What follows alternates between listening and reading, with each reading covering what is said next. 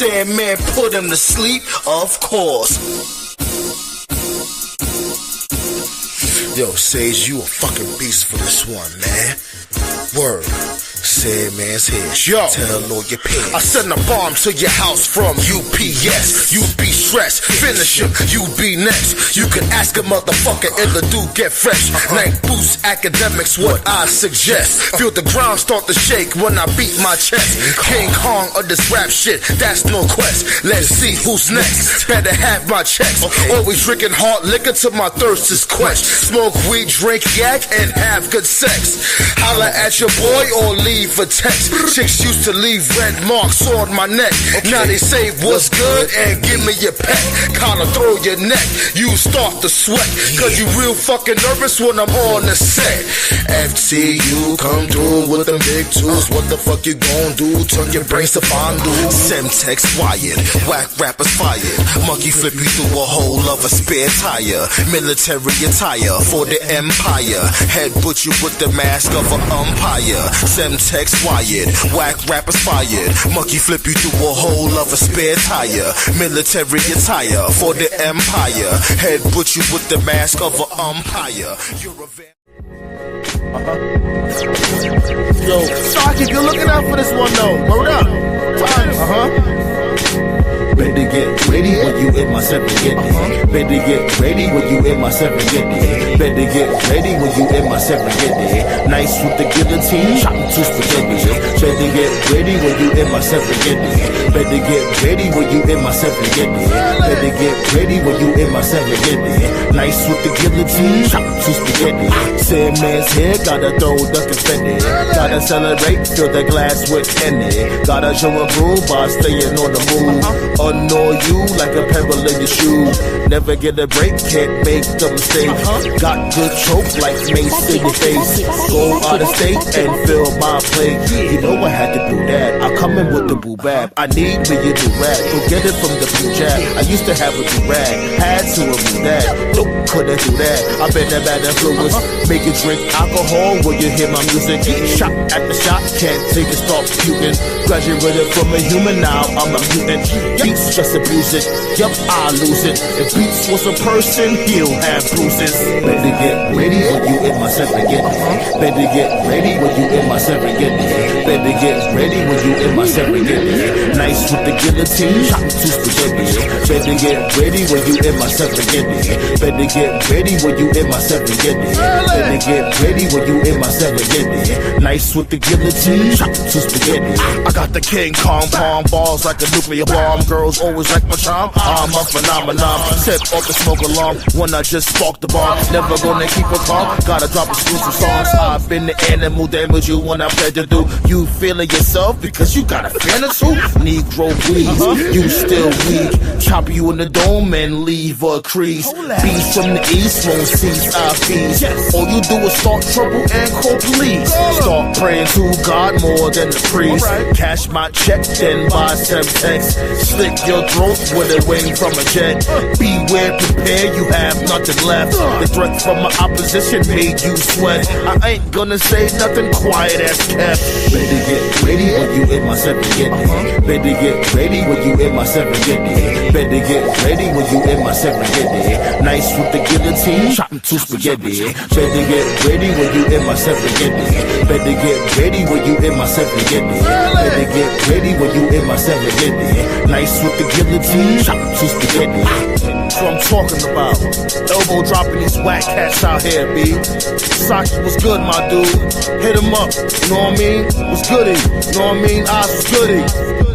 You know what I'm saying? Stacey Kenzie up in the building too. Early, guess it's work. OTG in the building. Yo, man, I'm done talking to y'all punks. There's no man that can put me down, Nature Boy. Hey, yo, B. 1 2 1 2. A little earlier than usual this time around, because I figured why not? Let's do a watch party for RoadBlock. You know, NXT has been picking up some steam as of late. TNA's been doing a little aight. They were doing a lot, little aight, little something light. Even though they'll never dig themselves out there their hole that they've dug themselves for over how many fucking years. But nonetheless, I figured like this is something we could have a watch party too. And we're going live today anyway, or tonight I should say. So why not? And then MSG. So pull up. For those out there that's new, that's gonna pull up eventually. Welcome to the round table, B. We talk about the old-fashioned rats to let y'all know what's happening. Right now, we're sending it off with Fraxium against the Hardys. The Hardys has finally come back to MSG after how many years? Don't worry, I'm gonna drop that link too. We're gonna get to it early. Hardys, Fraxium, Tag Team Championships. I forgot. I think it's for the NXT Championships. That would be so ridiculous if Fraxium held these belts for so long just for the Hardys to beat them. That'll be petty as hell.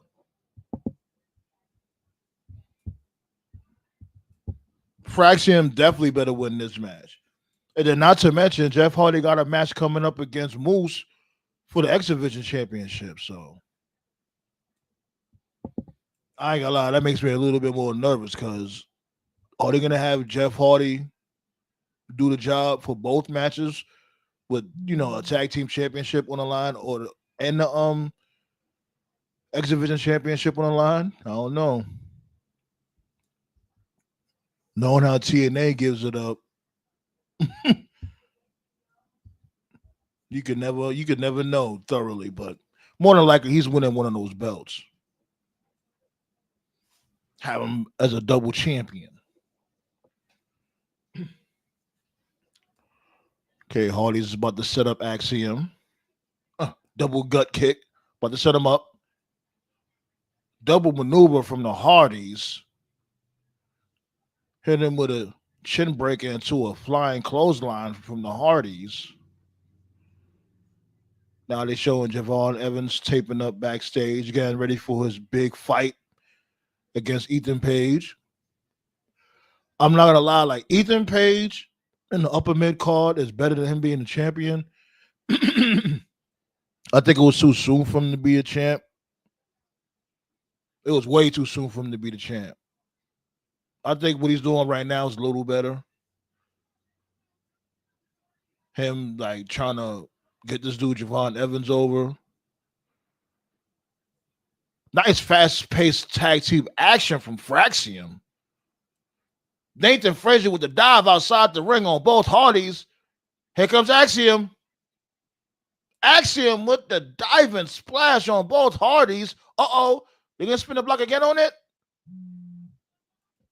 Oh! Keeping the Hardys at bay with over-the-top rope splashes. Well, some of them was between the ropes, but you get it. Moonsault from Axiom on both of the Hardys. They cooking right now. Beating the Hardys at their own game.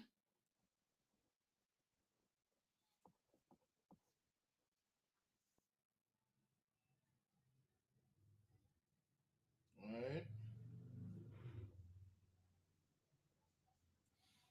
My engineer just hit me up saying that, we're going to put in this work on the stew. Your boy back in the kitchen. You know what I'm saying? Got to keep on cooking, B. You already know, B. The recipes never end. We got to keep hitting them with that music. Keep hitting them with that music. Juggernaut is out right now, available everywhere. I got a new album on. I'm still cooking. It never ends. Keep the grind going. The more music you put out, the better you get, if you want to get better. But now they got a picture-in-picture commercial break. Jimmy John's. I had Jimmy John's from before. It's not too bad. I got excuse me, so I got a little phlegm in the, in the esophagus. Sorry about that, y'all.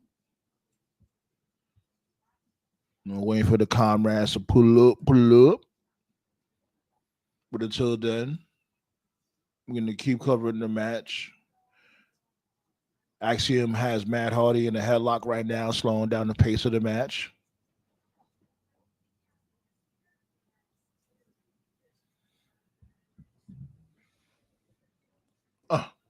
Okay. Irish whip. Matt Hardy tries to reverse it, but gets kicked in the head by Frazier. Double chin music to Matt Hardy. Man, these dudes is running all over the place on the Hardys. Who would have thought? Fraction them showing them like, look, we the young guns here. Matt Hardy showing off his ball spot. It's just so crazy how we seeing all of our favorites, going bald and basically growing up with our favorites, watching these goofs on TV or in person.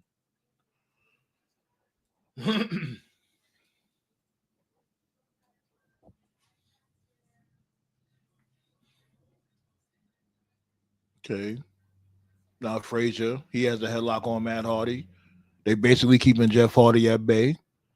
Cause Jeff Hardy, he don't care how old he gets. He's gonna fly around. I can see Jeff Hardy in his 60s still doing high risk maneuvers because of coke.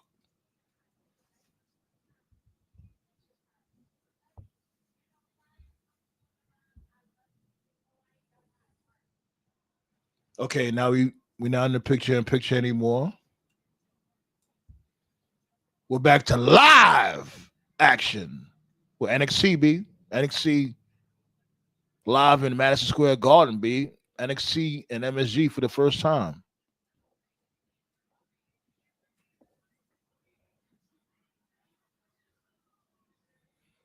Okay. Both men trying to crawl to respective corners. Double tag in. Here comes Jeff Hardy. Hot tag to Jeff Hardy. Jeff Hardy's a house on fire. Atomic drop. Nut shot with the double leg. Basement drop kick. Jeff Hardy's feeling it. Throws Frazier outside the ring. Oh! Axiom counters this dude, Jeff Hardy, elbow drop with a arm breaker maneuver.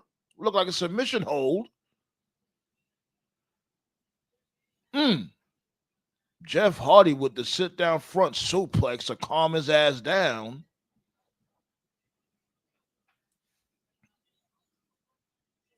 Matt Hardy throwing out the ring. Matt Hardy looking like, I'm too old for this shit. Oh, Matt Hardy counters the damn side effect outside the ring.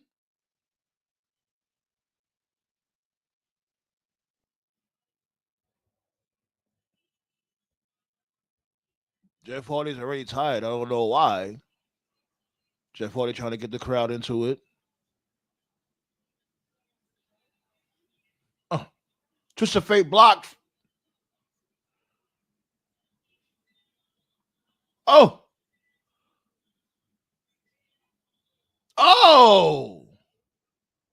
I forgot what they call that double twist of fate. I love that move that they do. That new finisher that they do. My dude Matt. Let me find out. Matt is you already know he was one of the first to represent for us fat dudes out here. Remember they called him Fat Hardy? They both took off their shirts, the Hardys. Delete. But he counters a twist of fate. Chin music on Matt Hardy. Jeff Hardy is still dazed on the top rope. Oh no. Are we looking at Spanish Fly off the top rope? Spanish Fly from Axiom on the top rope? Spanish Fly from Axiom on the top rope. Frazier with the corkscrew moonsault. Matt Hardy breaks up the pin.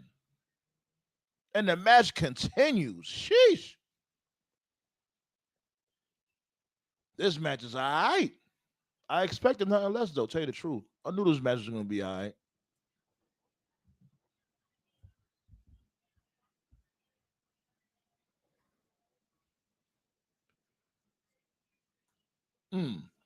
Suplex from Matt Hardy. Oh, Matt Hardy tries to block the chin music, but Frazier comes around with an enziguri. Jeff Hardy comes to the enziguri of his own. Back elbow. Jeff Hardy with the cokehead salt on Fraxium. Twist of fate on Frazier. Oh no, 1, 2. Frazier kicks out the pin. That was close.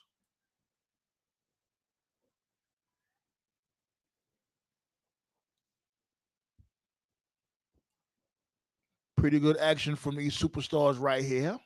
Or wrestlers, whatever. I don't even know what the hell you call them motherfuckers anymore.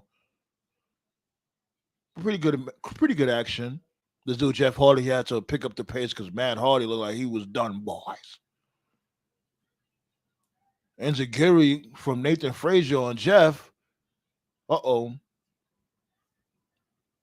While Frazier climbs up to the top rope, we got a blind tag from this dude Axiom. But Jeff Hardy blocks that damn maneuver. Oh! Jeff Hardy's holding down the team. Jeff Hardy kicks out of the schoolboy. This dude, Matt Hardy. Yo, Matt Hardy trying to do something. Oh, miscommunication on Fraxium. Oh, no. Are these dudes really going to win the belts?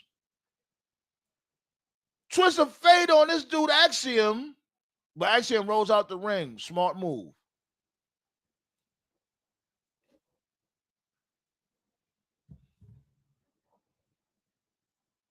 Swanton bomb. 1, 2, 3. Wow, they really did. Wow. So y'all have Fraxium.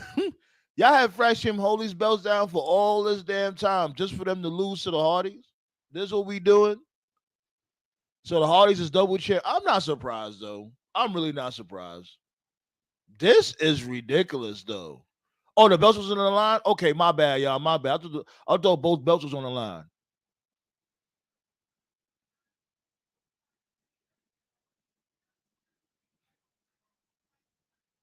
Clean looking swanton bomb from Jeff Hardy.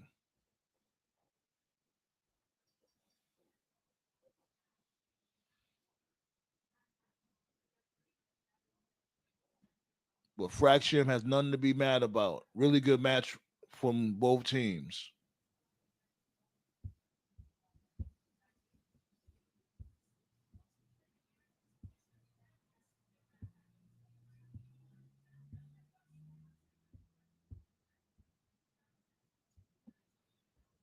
Okay, Mickey James is here. Mickey James is on RoadBlock right now.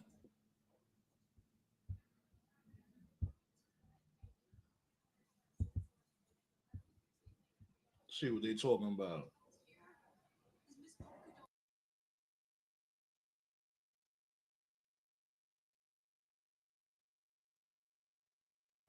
Mickey James said, Miss Parker don't play. Miss Parker? Hey, Miss Parker.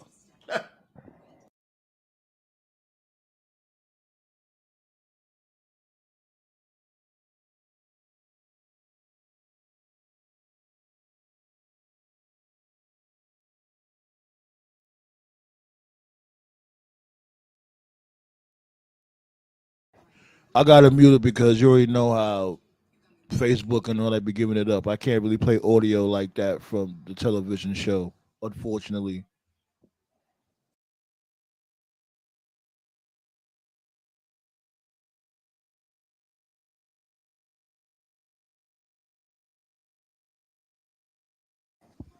Yeah, B.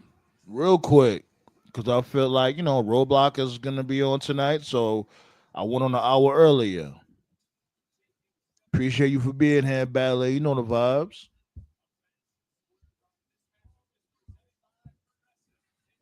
Nah, they didn't lose. It's only the titles was on the line. The titles wasn't on the line. I thought they was. I thought both titles was on the line, but apparently they weren't. But pretty decent match from both teams. The match was good.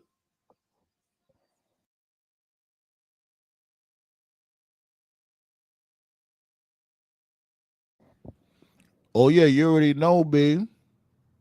Say a lot for them in the back also. And shots go out to King Leo for hitting 600. Let's keep building. Let's keep cooking. Shots go out to all the Wrestleverse. You know what I'm saying? King Leo, Pentachill, Tati Taker. Much love to all y'all.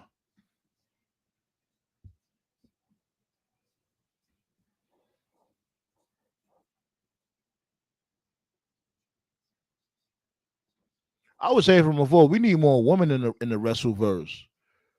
We definitely need more women opinions when it comes to this old fashioned wrestling. You know what I'm saying? We definitely value women opinion too. Women will give a different perspective when it comes to this wrestling shit. But we definitely appreciate the ladies that's already here in the Wrestleverse. Ballet, of course. Virgo Bay, Tati Taker, um, GM.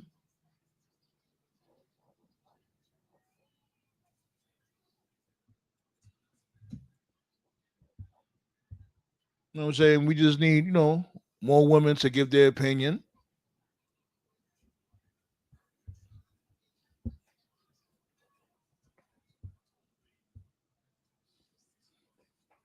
Yeah, shouts go out to the guys. Pulled up over there yesterday. It's always fun chopping it up with the guys. Let them know I said what's up. Right now we on commercial break.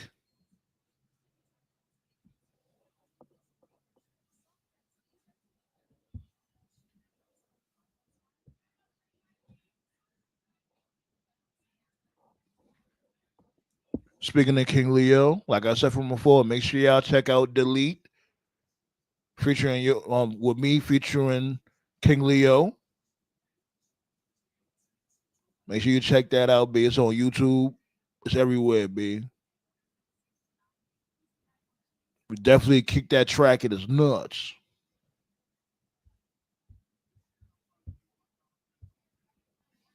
Yeah, B. Those are the guys right there. And that's the thing too, like, because I don't chop it up with a lot of other resident folks like that here and there. Well, I may chop it up a little bit, but like going on a platform and it's like that, you know what I'm saying? Like, I gotta really fuck with you like that to really, you know what I'm saying, like comment or even go on your platform.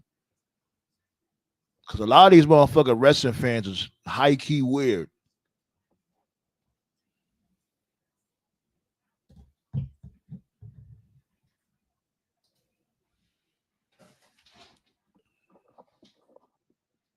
Get my charger.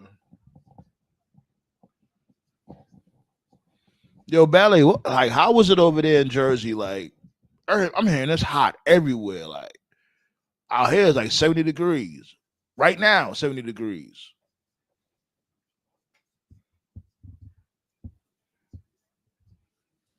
I'm telling you. It was warm.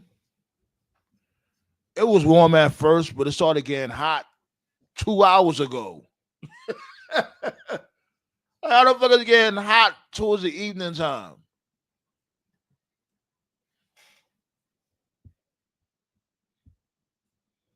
Yeah, all week over here is gonna be like that. The whole week.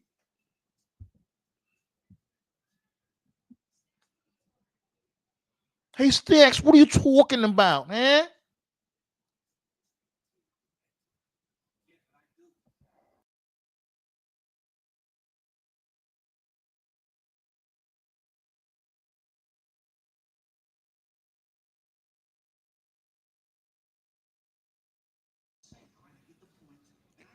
I hope they all get drafted or sent to the main roster together, the D'Angelo family. They should all go together. Don't even split Tony D from them.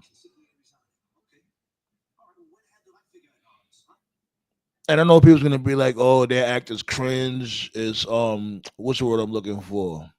It's cliche, but it works. It's working for them."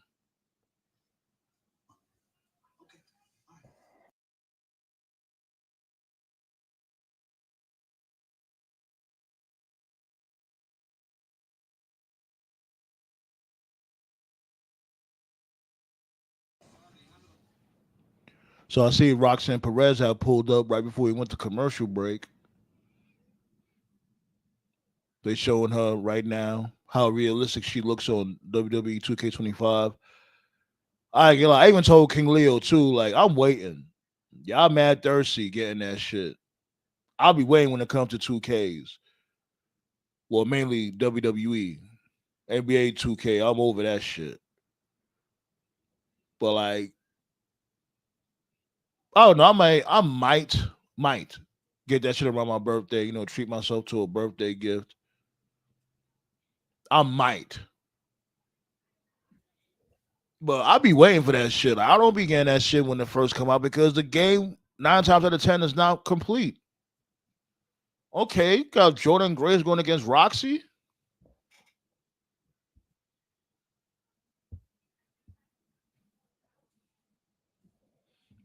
Yeah, that's the thing though, Ballet. Like when it comes to the graphics, when it comes to 2K graphics, they're always gonna hit. Always. Maybe that one time in 2K20 when, it was more bugs than a roach motel on 2K20. But other than that, the graphics is always gonna hit. That's never been the issue.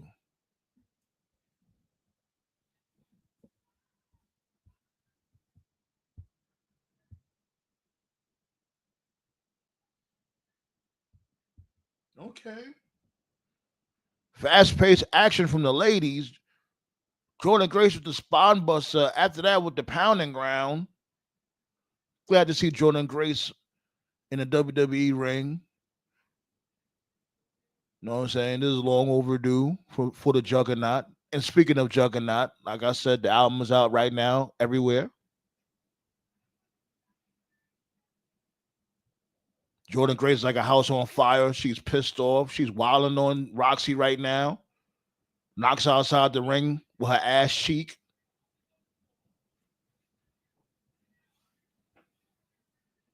What the fuck was that? Yeah, you deserve to get your leg fucked up because that shit looked mad stank, Jordan Grace. I guess Jordan Grace tried to catch her with a baseball slide in between the middle rope and the upper rope, the top rope, and looked mad stank. So now the story of the match is Jordan Grace's left leg. Roxy starting to work on that left leg. Yep. What it do though?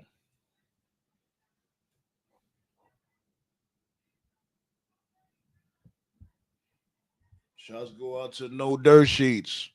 Congrats on that 600, B. Keep cooking.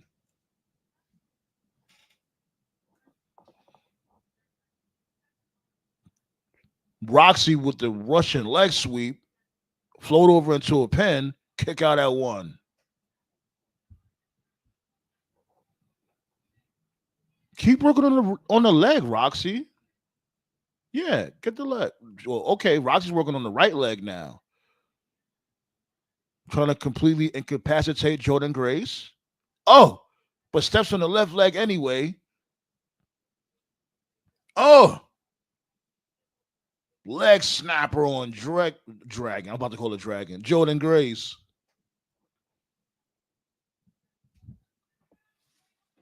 Roll up.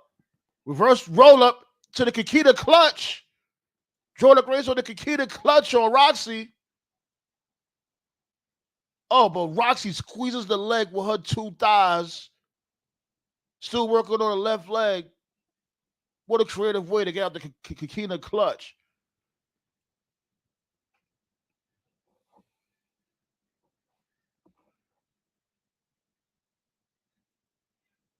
Oh, fast-paced action. I don't know what the fuck. Jordan Grace, are you okay tonight? Jordan Grace been doing some dumb shit tonight. What is she doing? How's she gonna try to catch it with a moonsault off the second rope, knowing damn well your left wheel is busted?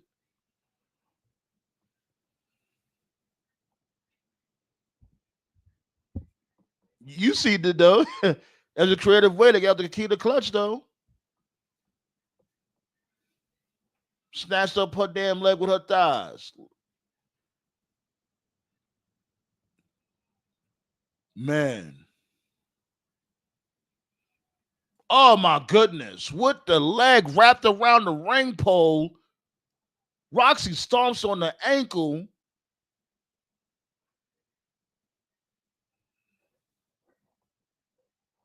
Sheesh.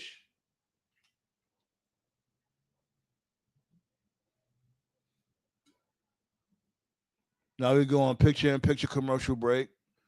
I love that they do this shit when it comes to all promotions. Well, mainly WWE and AEW. Picture-in-picture, you know what I'm saying? I think it's always, you know what I'm saying? Like, I love it. I just love it because when you go on commercial break,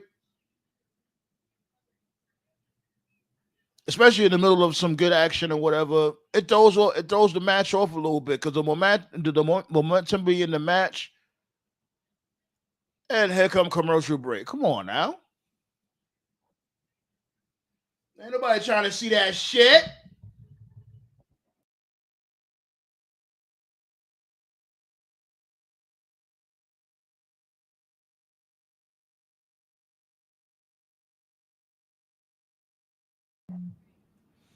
Yeah, B. But Jordan Grace trying to fight back right now. Jordan Grace looking for a muscle buster. Roxy counters out the muscle buster. Oh, slide and drop kick to the left leg. Like I said from before, the story of the match right now is Grace's left leg. That's right. Keep that leg nice and tender.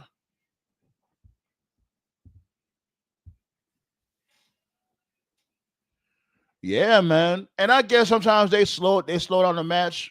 From before they was like slow down the match, but we didn't have picture in picture, so we don't really miss much. But it still takes away the momentum in the match.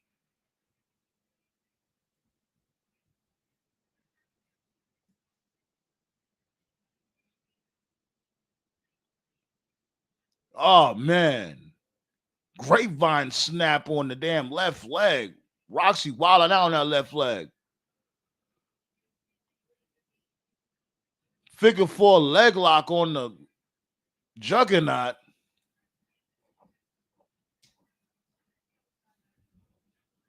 The prodigy over here cooking, making sure she limps back to the locker room, not walks.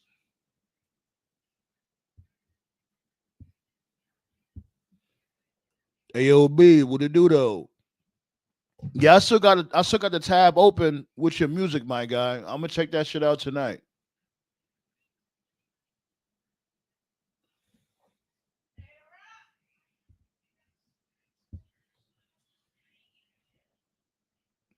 No chill in the building. Appreciate that. You already know the wrestle versus welcome, B. We all one universe, B. Much love to all y'all. Appreciate y'all.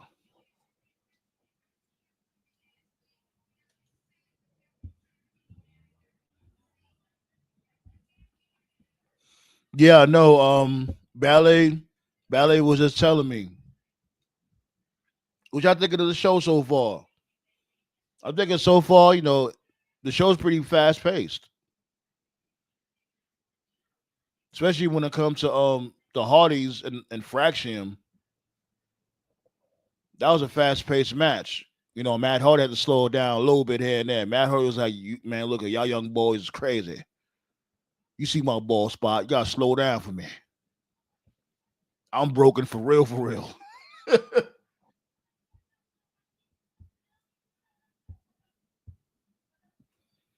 Yeah. Two matches in, you know what I'm saying? I'm into it. Pause.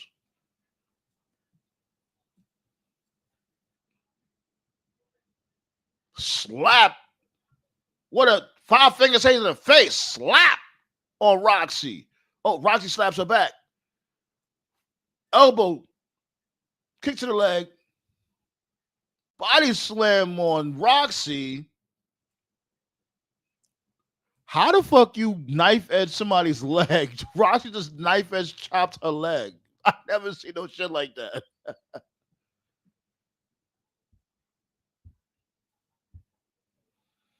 Yeah, man. They getting old on us, B. You see they getting old on us, Ballet. Oh, looking for a package power driver? Package power driver inverted into a power bomb. Sat down with it and all that. But Roxy kicks out the pin. Now we're seeing Obafemi, you know what I'm saying, taping up, getting ready for his big main event match while he throws on his Akuma beads.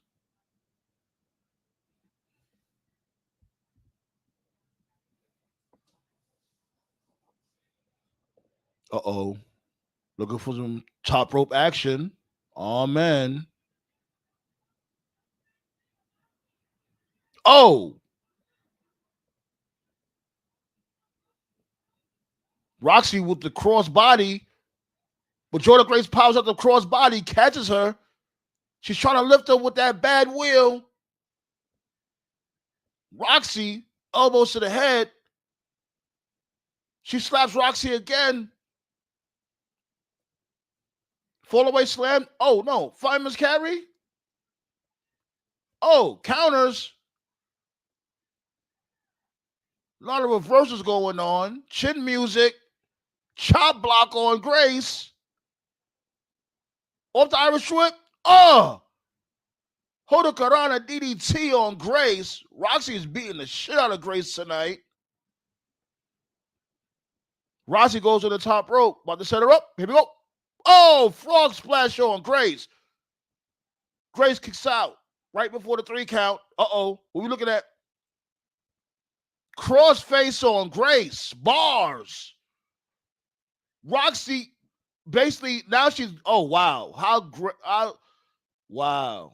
Roxy really try to open her mouth even more while having her in the crippler crossface.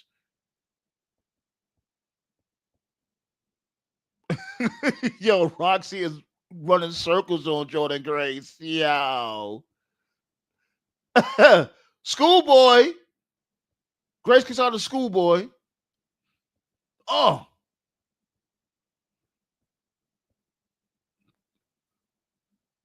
Fireman's carry, DVD drive, whatever the fuck you call that shit the Dream used to do. Into, oh, boo, that was whack. Like, yo, Jordan Grace did like 4 moves in that whole damn match. Like, Roxy was beating the shit out of Jordan Grace. That was whack. I get that's, part of the norm when it comes to matches like that. But come on. That was weak. Roxy was beating the shit out of Jordan Grace. Jordan Grace was scared to death.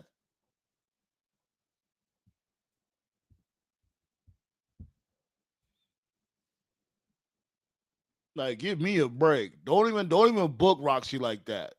I mean, don't book both of them like that, I should say. Like, Jordan Grace didn't even get a nice string of offense.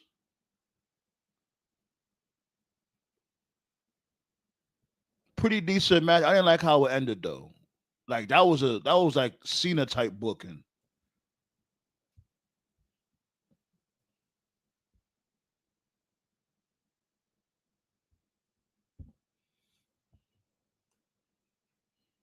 Yeah, B. Oba.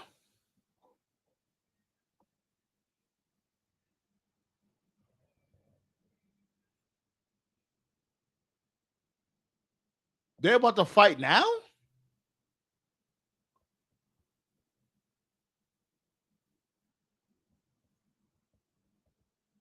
Oh, Bum the Taker? Didn't he train Oba though, Ballet? I think he trained Oba.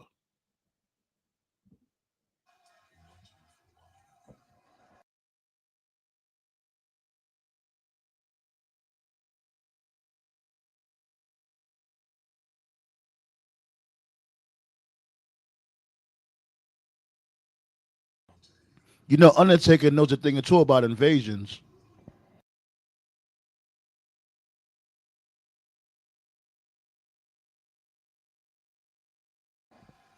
How is this match happening now? Like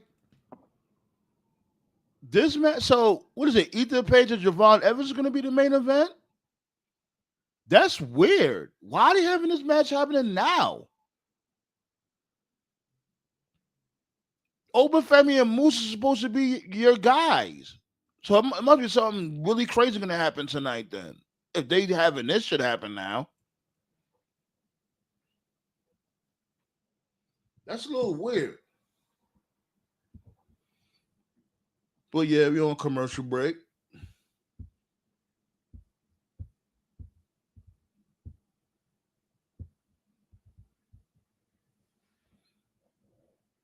Yeah, I don't get it. I figured that was going to be the main event because, you know, Oba's their guy.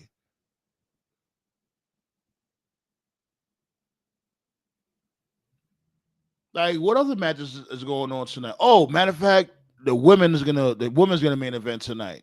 Valkyria and Julia. HBK. He love his women. He love his wrestling women wrestlers, superstars, whatever the fuck you want to call them.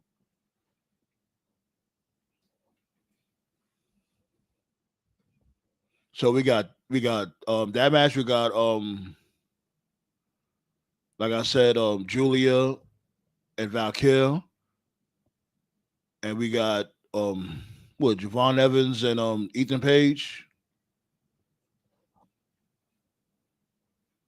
But so far, 2 matches in, I'm not mad at it. And you see how they doing this shit. You're not gonna have match after match after match after match. They having, you know what I'm saying, little segments here and there. You know what I'm saying? There's nothing wrong with that. Like sometimes WWE overdoes. They overdo with it. Overdo with it. Yeah, they overdo with it. They do. Like after every match, you have a segment. No, you don't have to do that. But sometimes here and there, you know, like I'm telling you, like AEW pay-per-views be killing me with that. It's just like, yo, slow down. Relax. And I think the reason why they do that shit is because they be having so much unnecessary matches on the fucker. Half the matches don't even need to be on the card. That's why they think we just got to rush through this whole shit, this match after match after match after match. No. Just like, for instance, on Revolution, right?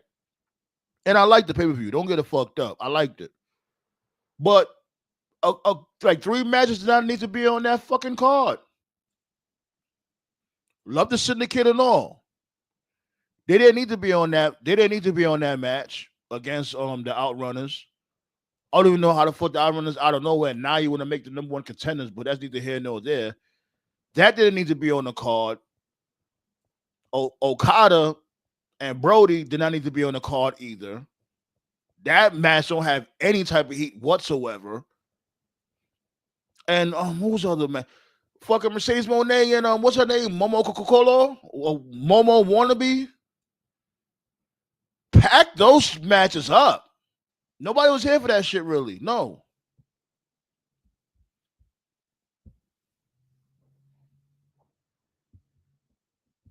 Right. Yeah, 2 matches in. It's pretty cool. Pretty decent. Motto, what it do though? Yeah, right.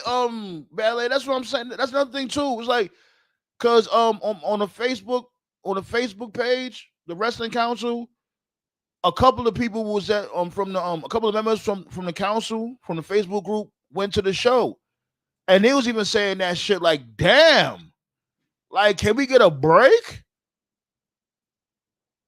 All these rapid fire matches, like, yo, slow that shit the fuck down. And that's why at the main event, when it got to Mox and Cope, the crowd was drained. They had nothing left.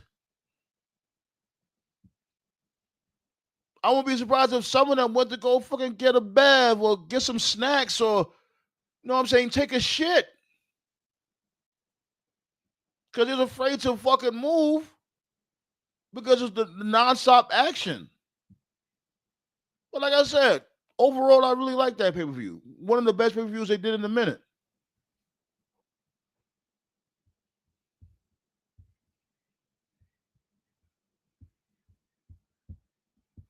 Yeah, Momo. That's her name. Momo Wannabe. Whatever the fuck her name is. And like I was telling No Chill last night, like when it comes to these particular wrestlers that's coming from Stardom, NJPW, whatever, they gotta make an effort to talk about these motherfuckers, man. You can't just assume everybody's watching Stardom or Shimmer or NJPW, whatever the fuck they got going on out there. Everybody's not watching that shit. And then you want to give these people important TV time. Why should we give a fuck? I'm surprised our learning tree wasn't in this motherfucker.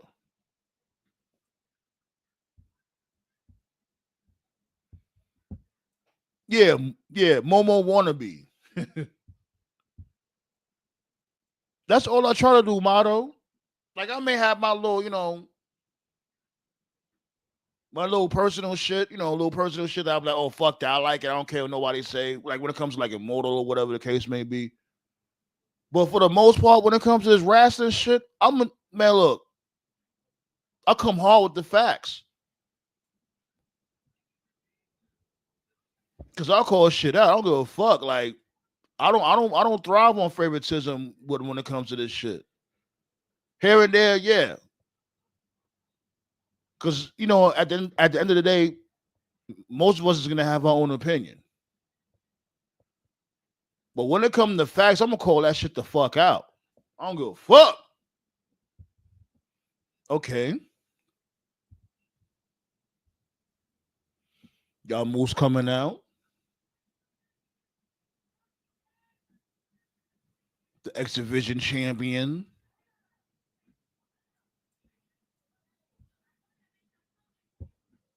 Yeah, appreciate that, Ballet. That's all I try to do.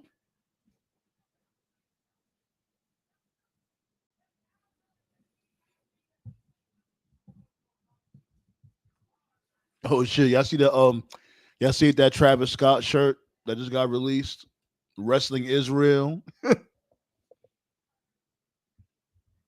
What they should have did, I don't know if they might be able to get away with that shit. What they should have did with that shirt, maybe put it in the back of the shirt or whatever. Because remember, this dude Dewey, we all heard that Dewey told him. Or matter of fact, Dewey said himself he wanted this dude to get some blood on his hands. On the back of the shirt, they should have had this dude Travis Scott with blood on his hands, with Cody's blood on his hand from that smack. And on the front, you put wrestling is real.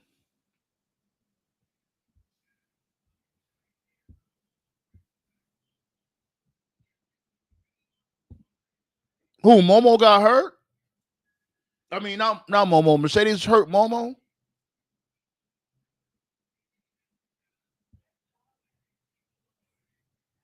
I mean, the other way around. I said it right the first time. Momo hurt Mercedes.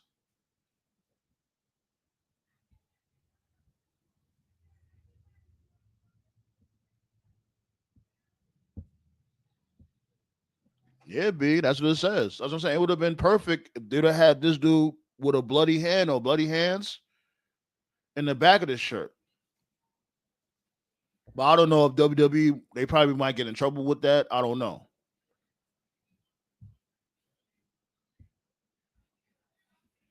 Come to think of it, I don't know why would they get in trouble, because they showed this dude bloody on the fucking PLE. And he's walking around with a damn shiner on his left eye. So I don't know.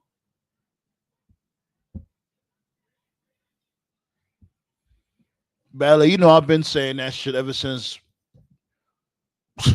what, like a year and a half ago, maybe longer. Remember I was saying that shit when this dude kept crying about, this and that, or even The Rock was making fun of him, talking about my mommy. That's what he was doing. This dude, The Rock's over here slapping you all over the place, smacking you every single town you come to. He's slapping you, and you want to cry like a little ooh. I've been saying that shit about Cody. Like, I get it. He's supposed to be that baby face, the baby face. But it's like, come on, my dude. Like, you a little bit too nonchalant. You only want to get pissed off when it's already too late. And I get it. Like, at times, yeah, it'd be like, about time you got mad, but still. Out of all the motherfuckers that turn on you or lines you up, you should be mad all the damn time. You should be on some Hangman Adam Page shit. Like, I don't trust none of y'all motherfuckers. Yeah, I'm a face too. I love the people. I love the crowd. Shit, they're paying my bills, so of course I love them. But still, like, that's the type of time we should be on. Like, I'm pissed. I don't trust none of y'all. I don't want no tag team partner. Unless it's Jey Uso, because Jey Uso, like, he's the only one that kept it real with him from Jump Street. That's it. Everybody else, y'all looking hella oppy to me. That's the type of time this dude Cody should be on. Okay. The match has started, looking like a Haas fight already. Overfemi blocks the knife edge chop. Knife edge chop or Moose.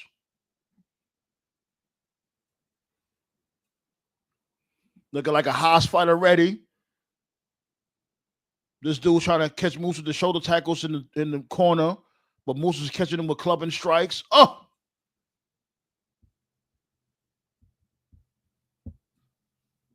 Josh with a doodle. Shout out to the council in chat. Happy Tuesday. Just got off. Had to tell coworker to come home for tripping and acting disorderly. Told him to check himself before he wreck himself type shit. You better check yourself before you wreck yourself because I'm bad for your health. I come what's up, dropping bombs on your moms. Fuck call alarms. That was my shit. But yeah, unfortunately, you know what I'm saying, they be on some bullshit when it comes to the workplace. You be trying to keep your patience with motherfuckers because they be thinking it can't happen. They be like, man, look, we could punch out right now, so I could punch you out right now. The fuck? But I don't condone the violence. Let's all get paper in peace, but don't let nobody try you either. So, shots go out to you, Josh.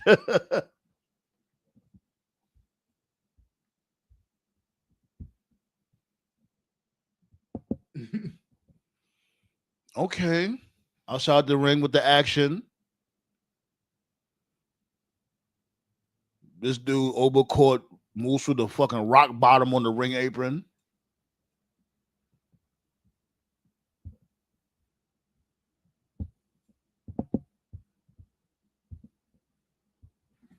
Shit, I've been holding him down with you guys for almost an hour. I think it's the first time for like a whole hour. Yeah, I think it's like the first time. You know what I'm saying? I've been here entertaining you guys. Watch NXT RoadBlock. Appreciate y'all for, listening to your boy Yat.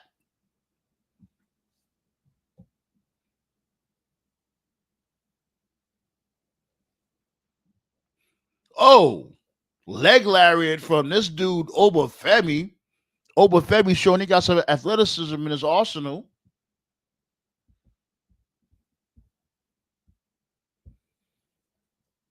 Yeah, they looking hella oppy, Josh. That's the type of time this dude Cody should be on. Like, nah, I'm not being cool with none of y'all. None of y'all. Like Randy on too. Like, yeah, I know you my brother Randy on, but nah, your name is a Viper. I'm never trusting you. Especially I'm the world champion. I'm WWE champion too. Like, the fuck out of here. What I look like trusting you? Your name was a Viper, and I got the richest prize in the business. Oh, you're an Nagio and this dude Obafemi. Then caught him with the senton to follow. Obafemi with the kick out at 2.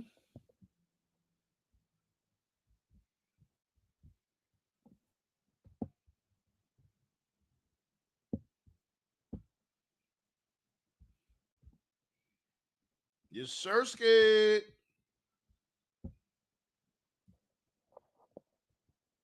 Josh said, facts. The fuck? I'll come in peace and give people grace until I see pattern. Then I'll say, what's goody, Brody? Yeah, man. Sometimes you gotta check motherfuckers' temperature, B. It just is what it is, B, because you don't check motherfuckers' temperature, they're gonna try you. And the more they try you, you let them get away with that shit, the worse it's gonna get. That's why I be nipping shit in the butt ASAP. I don't give a fuck.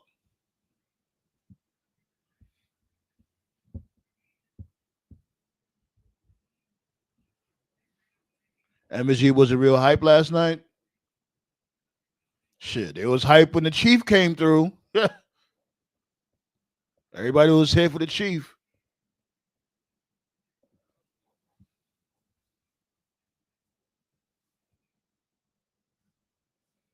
And shots go out to Macaulay Culkin, man. We all love Macaulay Culkin, man. All of us. I don't know if anybody hated on Macaulay Culkin. Definitely a childhood hero.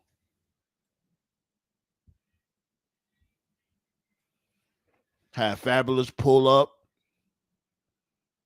You know what I'm saying? Who else pulled up? Like across from WWE and AEW, the stars has been coming out, man. You know, and I like that. I really do.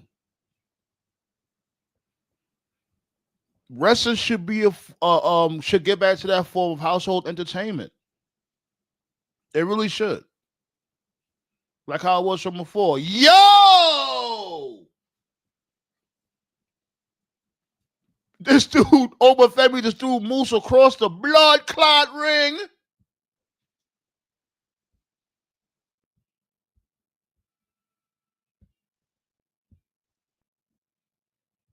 I swear, my lady, like, she loves that Super Bowl performance with Kendrick. She play that shit like once every day. Can't tell my boo boops nothing about Kendrick. She was the one that put me onto the battle. She was like, nah, babe. She was dissecting the battle from what was that shit again? First person shooter. She was starting to dissect the battle. She was like, nah, babe, you gotta listen to these motherfuckers.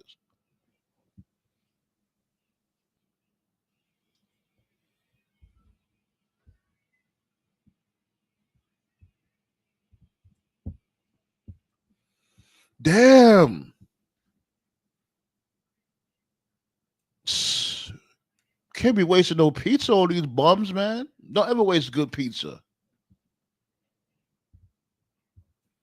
You know, Michelangelo will be pissed at that. Hey, yo, bicycle kick on this dude, Obafemi. Moose about to set him up. Oh! Moose tried for that damn revolving off the top rope clothesline, but got caught with a forearm, William Regal style from Obafemi. Obafemi with the goddamn fireman's carry power slam.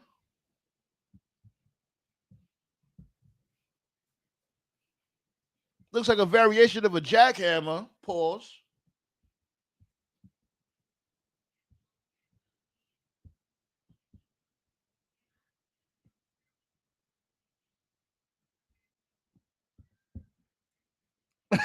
Andrew Schultz could have stayed home. What a twerp. Yeah, I'm not really too fond of him either. It was getting, man. Dudo. Nothing much, man. I was waiting till 6. You was waiting till 6? Yeah. For what? To be on the show, but I was like, wait a minute. This is yeah, tonight, RoadBlock. Damn, I keep forgetting. Yeah, I went an hour earlier because RoadBlock. Yeah. That's spur of the moment type ish. Then I think like, wait a minute. Is it tonight, RoadBlock? Is it RoadBlock for me like 3 hours away? Yeah, B. Right now, these dudes is fighting Moose and Oba. Yes, match of the year. It's not even a main event, but this is a Haas fight. It's a Haas fight. Expected. I think this is gonna be the main event. The women, Valkyria and Yeah, Julia. title for title. Yeah. Mm-hmm. What led off? Fraction versus the Hardys. Yeah, which was a Yeah. good match too. Yeah, I kind of figured that. And the second match was Jordan Grace and Roxy. Roxy was beating the shit out of Jordan Grace. Jordan Grace won by prayer. Roxy's farewell is going to be at Stand and Deliver. I thought she already left for the main roster though. Roxy, she's still at NXT. Yeah, but she has to finish up the stories at like NXT at the same time. Okay. So there's the third match with Moose and Obafemi. When Obafemi was on his way to the ring, Bum the Ticket came through and gave him some praise. I see. Was he training Obafemi? I think I heard about him training Obafemi. I think Ballet was saying she heard some shit like that also. Like I heard the same thing too, but it hasn't been like confirmed as of yet. Okay. What's goody Ballet? Yeah, man, we just been here chopping it up. You know what I'm saying? Enjoying the show. But I watched the pay-per-view over again. Mm-hmm. Cause like I bought it, you know, and I feel sorry for my bank account right now. Shit, you got money to spend. Go ahead. There you go. So you talking about, for people out there, you're talking about, hey, yo, military press outside the ring on Moose. Holy cow. If you fail him in the main roster, I swear to God. Yo, this dude really threw Moose outside the ring from inside the ring with a military press. Moose is dead. Fail him. Oh, man. If you well, fail you talking him about in the main Revolution, roster, right? that would be that would be the signal of your death. But anyways. Right. Back to AEW. Now. Right. I'm sitting there and watching it. And something hit me. When Moxley had the Bulldog choke, right? Okay. And Christian had the pin, I was all like, they're going to do a dusty finish. Where Christian gets the virtual pin, but he's out by the time the ref hits the 3. Ooh, that would have been good. Actually, would have been pretty cool. Then we're like, you're a knocking through the commentator's table of Obafemi. Oh, jeez. I didn't mean to cut you off, but these motherfuckers, they wilding right now. But go ahead. Like, which would have been the perfect ending, because then Christian will be out of the picture, or Cope will be out of the picture, and it would be Christian versus Mox versus Swerve in Dynasty. Yeah. Because one of but the right when Mox, yeah, okay, like right when Mox pulled him off, I was like, "You motherfuckers!" But my thing with that is that at first, I don't know if y'all seen. I don't know if you've seen. We were talking about it in the group chat. I was saying that it stung at first, but then I thought about it. I'm like, you know what? Mox was better off winning that match because ain't nobody trying to see no Obafemi wins the match. He retains. But ain't nobody trying to see no Edge or Christian being the champion of any promotion in the year 2025. They just want Mox to relinquish the belt or lose the belt. Anything. And you know, if Mox beats Swerve, you know what's coming next from the fans. Now that's when I'll be pissed. Now, if he beats Swerve, that's when I'm gonna legitimately be pissed. Drop the belt chants are gonna be ringing loud and clear. Because it's like at that point we already pissed off. But at that point, if that was to happen, now you're taking a company hostage for real, and not in a good way. Because like you can't constantly fuck up the way AEW fucks up, and for it to be continuously not dismissed but overlooked. Yeah. Like Triple H fucks up and everybody immediately jumps on his ass. Pause. Well, it's starting to happen a little bit more, but from before, remember, they was acting like Triple H couldn't do any wrong. But like you can't make that massive of a mistake and for it not to be called out.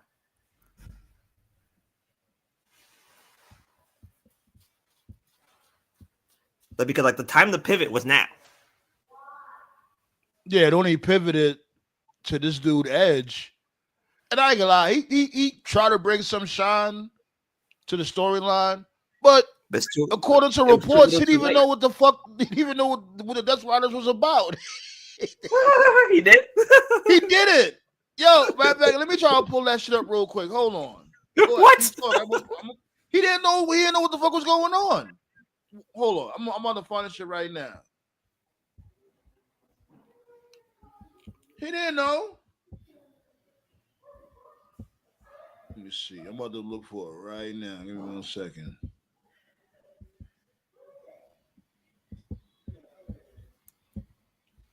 You can keep talking until I find it. But then as I was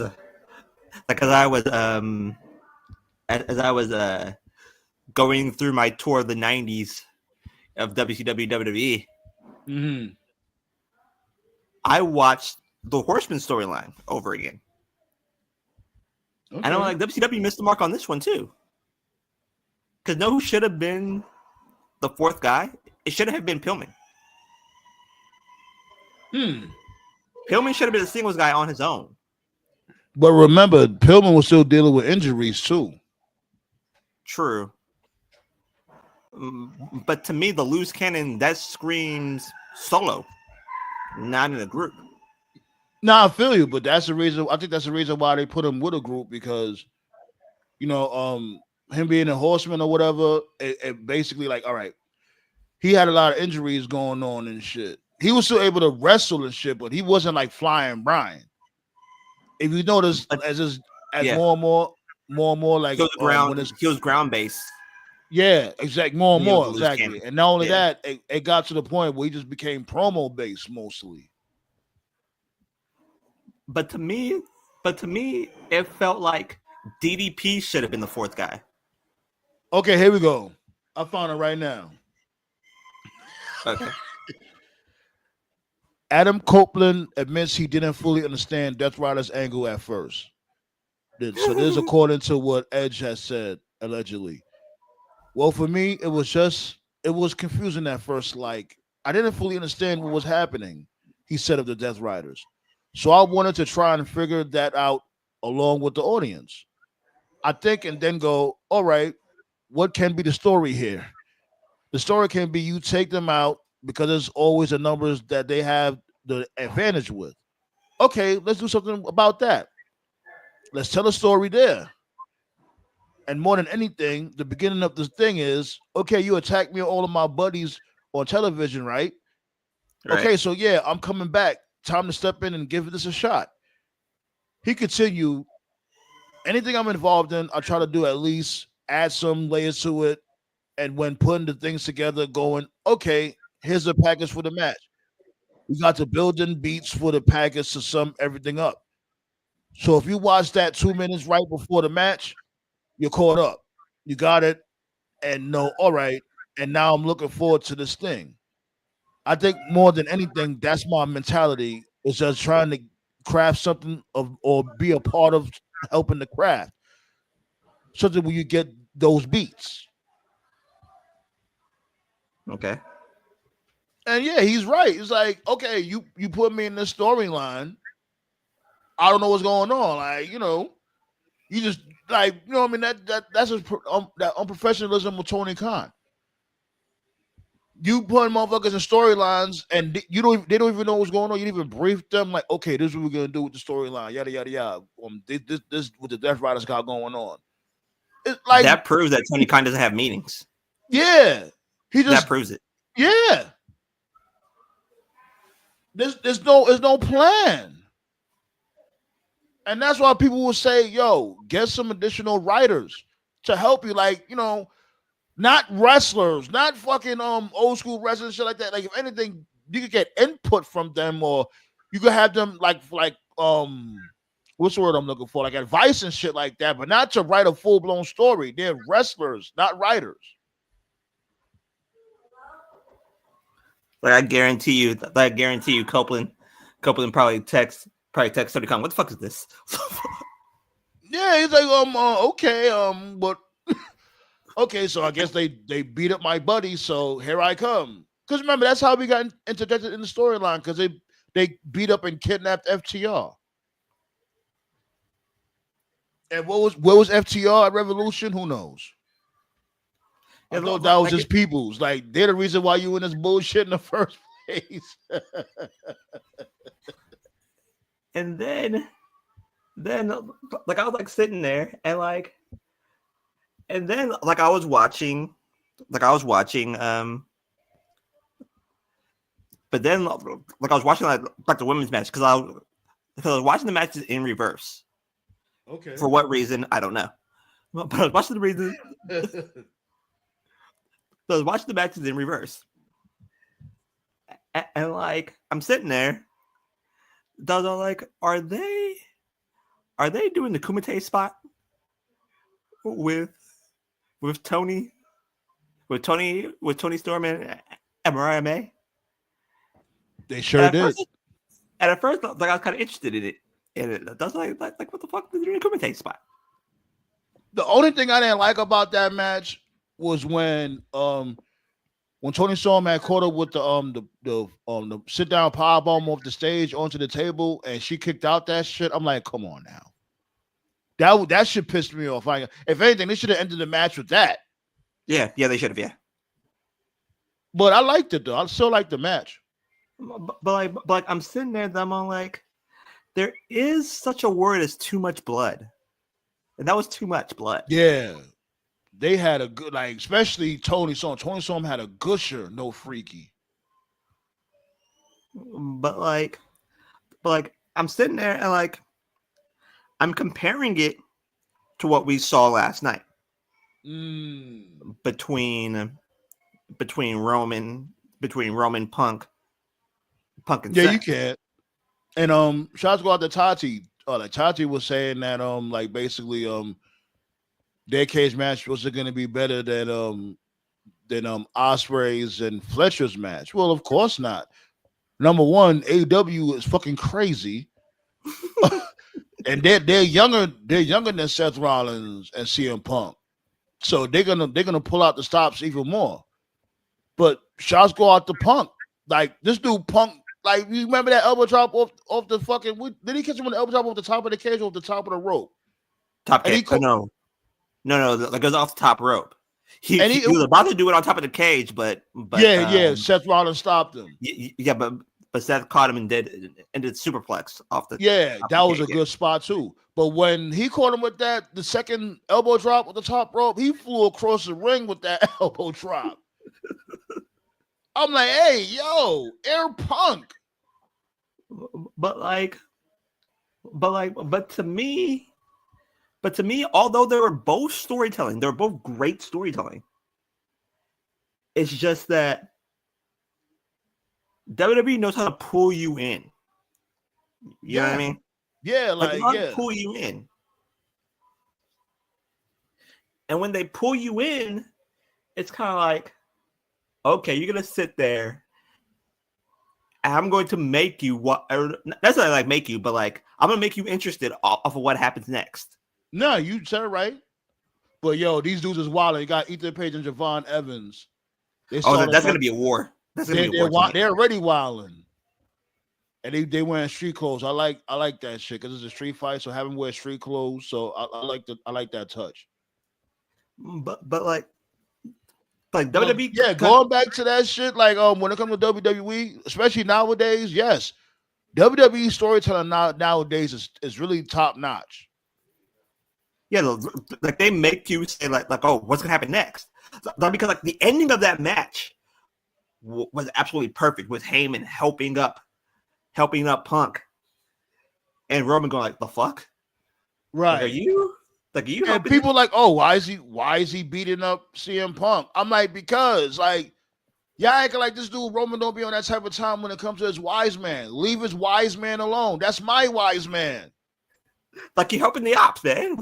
Right. Like leave my wise man alone. Don't even talk to him, don't look at him, nothing. But like and then Cody, oh, what's goody Toph? You did, Toph? Probably got set up his mic or something. And then when you talk about the Cody promo, which again, much about nothing. Yeah, basically a regurgitation of what happened on Friday. That's it. But the I'm the captain now, that was a pretty good twist right there. That's pretty good addition. Ain't no damn captain. That shit cap. Cena will always be a bigger star than Cody Rhodes. But again, it'll make you interested to see how Cena's going to whip R-Truth's ass, first off. But shots go out to Fletcher. I think Fletcher had mentioned this shit last night when I was over there chopping it up at King Leo and on Pentachill. He was saying that, the first time Cena being back as a full-fledged heel, you have him come back in fucking Belgium? What y'all got going on? I'm like, you know what? You are absolutely right. I ain't think of that. Why would you have Cena come back cross seas? Like, it's basically because Cena's in Europe. These are basically going to be the shows leading up to Mania. But still, though, his first time coming back is not on American soil. True, we want to see. Oh, Hurricane on top of the standing chair. I butchered that shit like Tony Schiavone just now. But then to me, match of the night at Revolution was it was Fletcher versus Ospreay. Yeah, I'm here. I was just having some computer issues. My bad. Okay, cool. Fletcher versus Ospreay was match of the night to me. Yeah, they are fucking insane, and it makes sense. People out there complaining about the massive amount of blood and all that, and like you was complaining about that too, Black Star. But it's like, when it comes to the matches that had mad blood in it, it was warranted because those are heated feuds, so they get a pass for that. Even though this shit looked like it was booked by GCW, but it was still called for it. The Proto Star. Yeah. Yeah, like Fletcher versus Ospreay, to me, that was match of the night. Tony Storm would rub one out. Vince would rub one out if he saw Kyle. Oh my god. Oh hell yeah. Vince would love Kyle Fletcher. Tony Storm and Mariah May, that like some people are giving it 5 stars. Like I wouldn't give that match 5 stars. Like I would give it 4. I wouldn't give 5. Too much blood. I would have had that close, honestly. Yeah. Like if that match closed, that would have been pay-per-view. That would have been their pay-per-view of the year because there's no fucking way you're gonna top that. I think that's the most brutal women's match. That's the most brutal women's match ever. I'm going there with it. I think TKO even said, "Is it the greatest women's feud ever?" I had to think about it. It's definitely surpassed Britt Baker and Thunder Rosa, so it's definitely the best women's feud in AEW history. I'd even put it on the level of Kong and Gail Kim. That's how good it was. Hell yeah, that shit is better than the awesome Kong Gail Kim feud. That awesome Kong Gail Kim feud was bogus as hell. I don't give a fuck. Like, that little bitch should not have been having that advantage on awesome Kong. It's not realistic. What's that chick's name from the like from that group with Henny guy, what it do though? Like I think the group was like some blonde chick. Some blonde chick. Was this TNA, WWE? What was TNA. What, the Dollhouse? There you go. Who is their leader's name? Oh, you talking about Lacey Von Erich? No, Taryn Terrell. That was her name. Yeah, Taryn and Gail. Oh, yeah, I'm thinking of the beautiful people. Excuse me. Yeah, they had a good feud. I remember that. Yeah, that was. But yeah, Taryn Terrell. Yeah, Taryn Terrell. She didn't mind putting her body on the line. That's why Drew Crazy had to deal with her crazy ass. She treated him like Mac and Luger, huh? What was her name in WWE? Tiffany. Yeah, never trust white girls with those basic names. They're always crazy. And she was a former ECW GM. Tiffany, Chloe, Allison, Becky. Any white girl with a basic name, run. Like Bray, what Bray used to say? Run. I can't do it like Bray, but you know what I'm saying. Run. Well, we on commercial break right now. Appreciate y'all for pulling up. Like I said from before, I was an hour earlier because RoadBlock. I figured at the spur of the moment, you know what I'm saying, let's have a little watch party for RoadBlock. And so far, I'm liking it. Right now, RoadBlock. Javon Evans. Galbert from WCW? Like right now, Javon Evans and Ethan Page, they cooking. Really good match right now between those two gentlemen. Ethan Page has a good theme song. I'm sorry. He just does. Who? Ethan Page. Yeah. You know what was theme slaps too? I was telling Toph about this shit in the group chat. Fucking Mox, the Death Rider shit. Yeah. That's just especially hearing that shit live when I was there. Yeah. That entrance slaps. Yeah, that's his New Japan theme. It's pretty good. Really? Unfortunately, as I was telling Sandman, Western fans are going to associate it with the Death Riders, but in New Japan, that was always his regular theme. That's actually his best theme he's ever had. It's really cool. So I agree. His theme in New Japan was Wild Thing. No, I thought it was Wild Thing too. So it's that? Yeah. Mm-hmm. Tell you that's why the shit. When you get the time, listen to that shit. It's probably on YouTube right now. Tell you, like, don't you put on your speakers and all that shit. That shit is hard, yo. Pause. Like that, like Roman's heel theme is good. Oh, of course. I remember motherfuckers was shitting on it when this dude that I think Def Rebel had did that shit. Or was it CFO Money? One of the motherfuckers. The first time that shit came was, that shit is whack. Well, I'm like, are you serious? That shit sound like some real, like he's the last master type shit. Mm-hmm. But if you look at a team that doesn't deserve their theme, it's fucking New Day's theme. My God, you don't deserve that. I don't know what the fuck they're doing with the New Day. Like this, like, man, you want to talk about this shit ain't working, not having a plan for these motherfuckers did not have no plan for the New Day after that fucking history making heel turn. You know what it reminds me of? It reminds me of when Mox was with WWE. Like the turn itself was great. Like when he turned on Seth the night that Roman said as soon as he put on the Bane mask, it was ball game over. Well, it was like the turn itself was great, but it was like after that, like it was all downhill from there. Like the actual turn on Big E was great. The turn on Big E was great, but after that, it was like Triple H didn't have anything for him. So it was like no follow up. I swear to God, if WWE fucks up Oba Femi. I swear. And the other thing too, I don't trust Triple H or Oba. I don't trust. The other thing too. Also, what's up, TKO? You doing good? What's good, TKO? What's good, TKO? What up, y'all? Yeah. Another thing too. This has been bothering me for a while. Well, not that long, but I've noticed this. Like they had the match last night against Ray and Dragon Lee, and they won.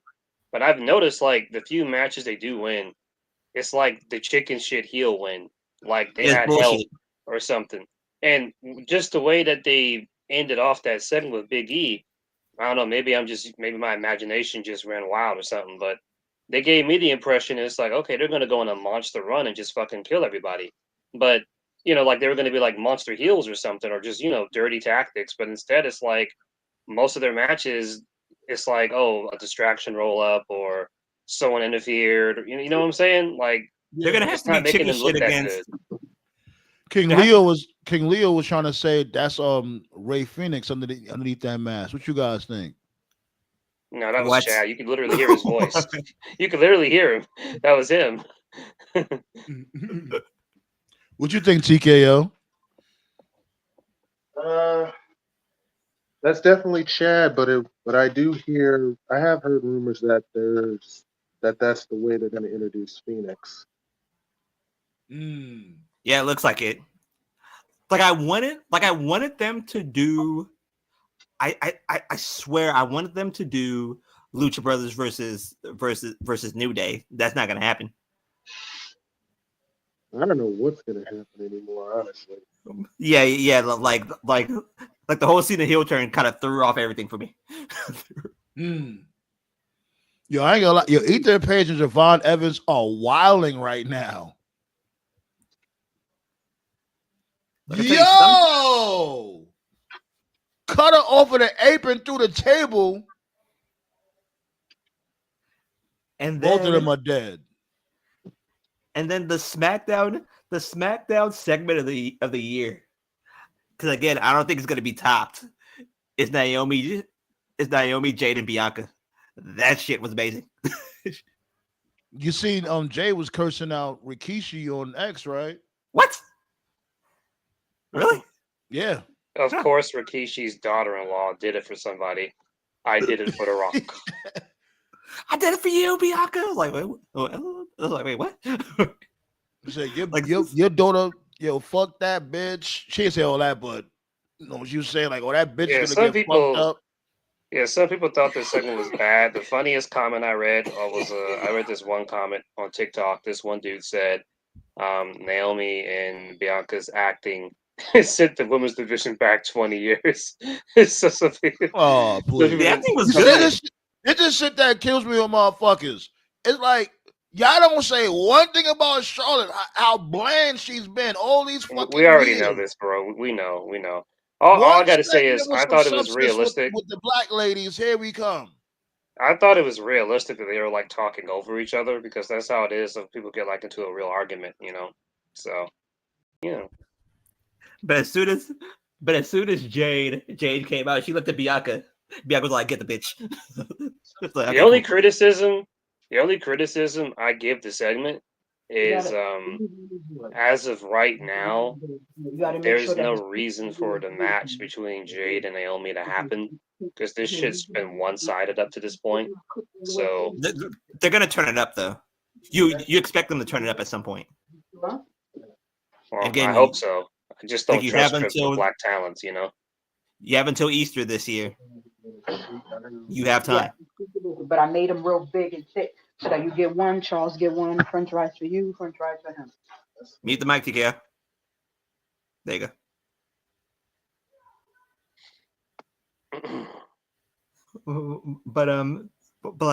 But you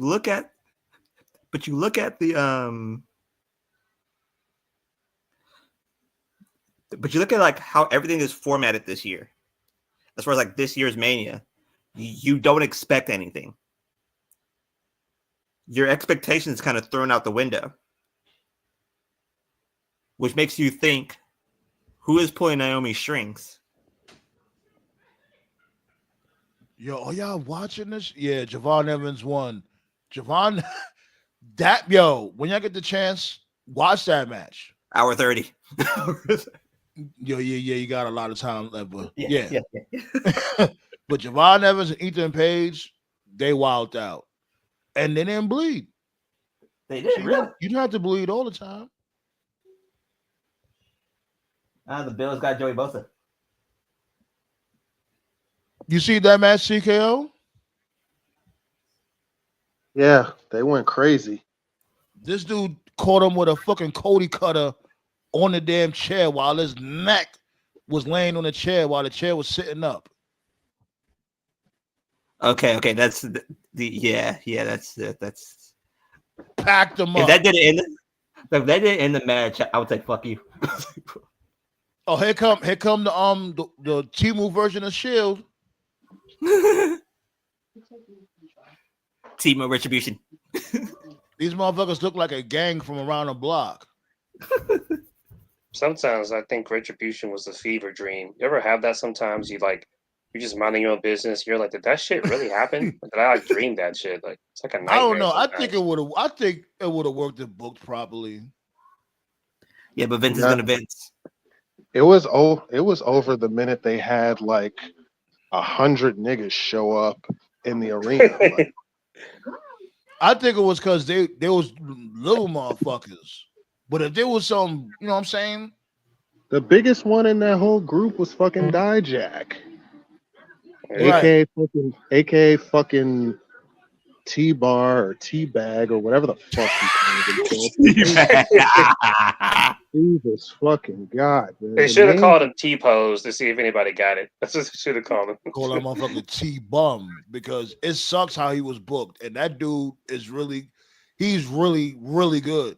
All he needed is a manager. That's all he really needed. And let him cook.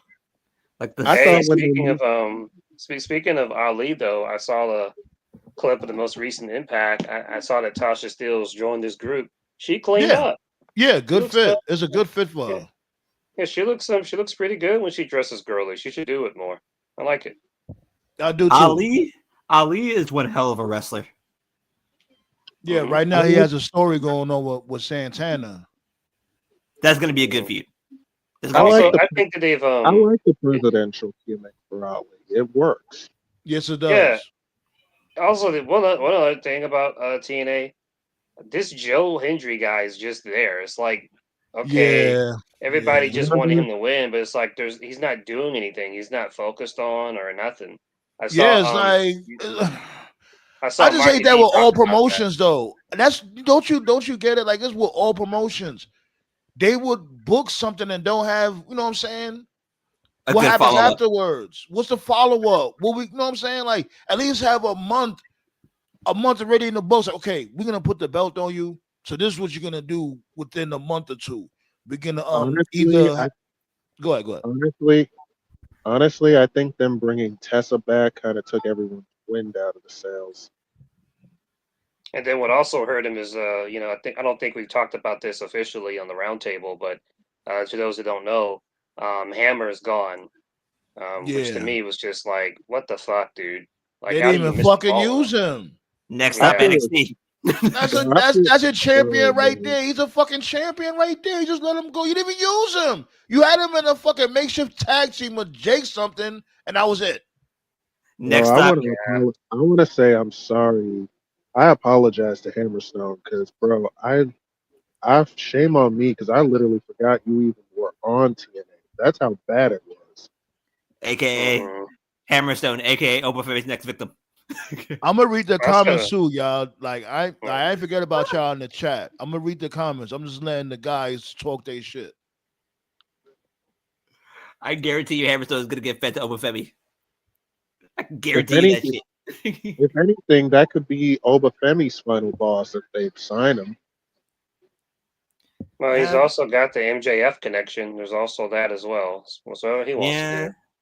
Yeah, but again, you gotta look at Camille and think to yourself, Camille, fuck. Honestly, I don't know. I don't know if Hammerstone should go to AEW. I mean, it would be cool, but I don't know if he should. No, he shouldn't. AEW should not be signing nobody. Yeah, that's what the only reason I was mentioning it is because for the next 6 months, AEW should not be signing nobody. Nobody for 6 months. The only reason I was mentioning it is because, well, I was going to give them the benefit of the doubt, but TNA fucked it up too. Hammer is very unique in the sense that, like, there's nobody in TNA like him. So because there was no one in TNA like him, I'm like, yeah, they'll use him, and then they didn't. But there's no one in AEW like him either, because the only power dudes they got is like Hobbs, Big Bill. That's it. Hobbs and Wardlow. That's it. Yeah. And look what they got. Hobbs doing. What the fuck are y'all doing with Hobbs? Hobbs is actually doing better. He's actually doing better. Is he really? He's really on Dynamite like that. He's been featured on a weekly basis now. That's good. Yeah, on Collision going against Big Bill, and let's not get it fucked up. Like I'm liking the rivalry they got going on with Big Bill, but it's like I just hope they have something planned for him afterwards. Cause you know what I'm saying, you need a motherfucker like Hobbs in the upper mid card. Well, you know what I'd do? I'd have Hobbs be the first person to give Lashley a loss. That's what I would do. I'd build to that. But, ooh, yeah. Do you have Hobbs replace Lashley? Nah, not even. No, I wouldn't even do. I wouldn't even do all that. But giving Hobbs that honor, hopefully he could benefit off of it. Yeah, it's got to mean something for that to happen. I would have him lose to All In. Well, yeah. We already know when they lose those tag belts, Shelton Benjamin's eating that pin. You already know that. Take the loss. Just like Christian, take the loss. Yeah, you know Bobby Lashley's not eating that pin when they eventually lose those tag belts. Shelterman, yeah, that's his new name now, Shelterman. I'm just happy he's gonna more be people getting. Go ahead. Man, I'm just happy more people are waking up to Edge's bullshit. I've been telling people for years that dude ain't shit. So he's Adam. Oh man, he's Adam Cena. Adam Cena. Yeah, this dude has only lost. This dude, I forgot the Twitter guy. We posted it earlier today on the Facebook group. Since Edge has come back to wrestling in 2020, he's only lost 9 times. Christian. Just 9. Oh, 9? So, really? Just 9. Yep. But Christian mocks twice. I can pull it up again later. You guys keep talking. I'll pull it up again. Okay. So this dude Eddie Thorpe, he's a new Tatanka. That's what I'm talking about. All right, Eddie Thorpe trying to build a new character. He's a new Tatanka. I like his heel. I like his heel. Okay. His heel. You really love Tatanka, bro. Why do you love Tatanka so much? He coming out with a new bloodline. Watch him. Low key, Tatanka creating his own bloodline. I swear to God, if they reveal Eddie Thorpe to be the mastermind behind that new Retribution gimmick, I swear to God, I'll backhand Triple H if that happens. Shit, he needs something. What else he got going on? His heel gimmick is pretty good. Hey, yo! Where did my trick came from? Trick came out. This dude, I heard this dude Trick fucking he's on a pack right now. He definitely in his bag. This dude, he's like on tweener extreme right now. Like he's not a face or a heel. He just want to fight. Okay, I got the lead up to Trick versus Oba 3. Okay, I got the update. Edge lost 9 times. He lost to Randy. He lost at that Mania with Brian. So was it past how many years? Like what, 3-4 years? I think it's 4. Yeah. So he lost to Randy. He lost to Roman twice. He lost to Seth once. He lost to Theory, which was random as hell. He lost to Christian. Oh yeah, that was that was Theory's Uber McMahon. Right. He lost to Christian. He lost that tag match at Grand Slam. And then when they introduced the World Heavyweight title, they did that 3-way with AJ, Edge, and Ray, and AJ pinned him. So, yeah. He's only lost 8 times. Adam Cena, okay. He must have it written down in his contract. Some wrestlers be having that. Like, that doesn't work for me, brother. No, like Edge, like honestly, to me, maybe I'm wrong, but Edge never really gave off that vibe to me. Me neither. Like according to rumors, Adam Cena, he specifically said Mox can't pin me. Man, there have been so many reports that have said that about wrestlers. I don't even buy into anything anymore. Well, we did the stream live when it happened. Not Mania this year, but the Mania before that, the one where Cody lost. The co-main event was Edge and Balor. I said that night, why the fuck did Edge beat Balor? I'm not even a Balor guy, but I'm like, Balor should have won that match. He was the one that was getting to, because they introduced the new world title not long after that. And that was when Priest won Money in the Bank, and they were feuding Balor and Rollins. I'm like, wait a minute, shouldn't Balor have won? And he was the Demon too. That was the last time the Demon made an appearance. Edge just that was the first time the Demon was already dead. The time Demon lost, right? Yeah. So that made no sense to me, but whatever. Oh, let me get to these comments real quick though. Okay. Mobile versus Moose is on this. Yeah, man, they had a really good match. I ain't gonna lie, all the matches so far has been good. The 3 matches, the 4 matches has been good. Well, the first match was the Hardys against Fraction. The second match was Roxy versus Jordan Grace. Third match was the championship, Obafemi versus Moose. We just finished watching these dudes going to war, Javon Evans and Ethan Page. And now the ladies is about to fight in the main event. You got Valkyria and Julia. So my favorite chocolate trio.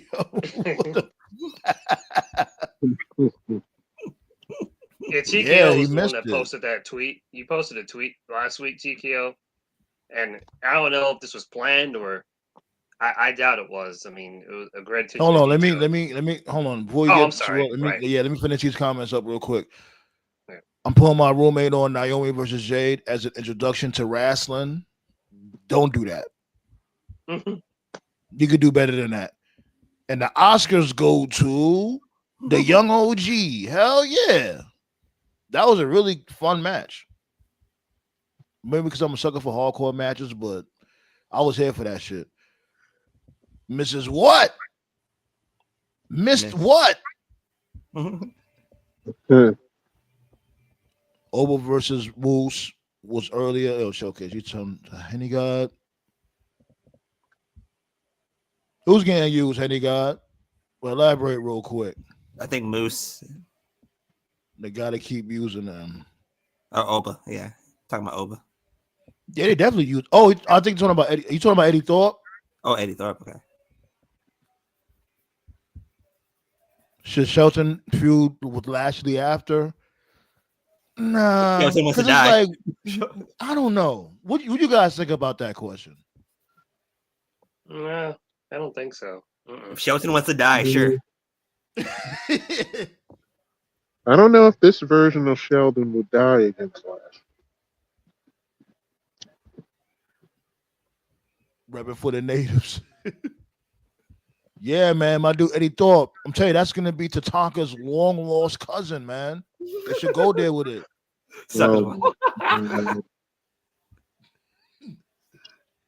Oh yeah, next week is NXT Underground.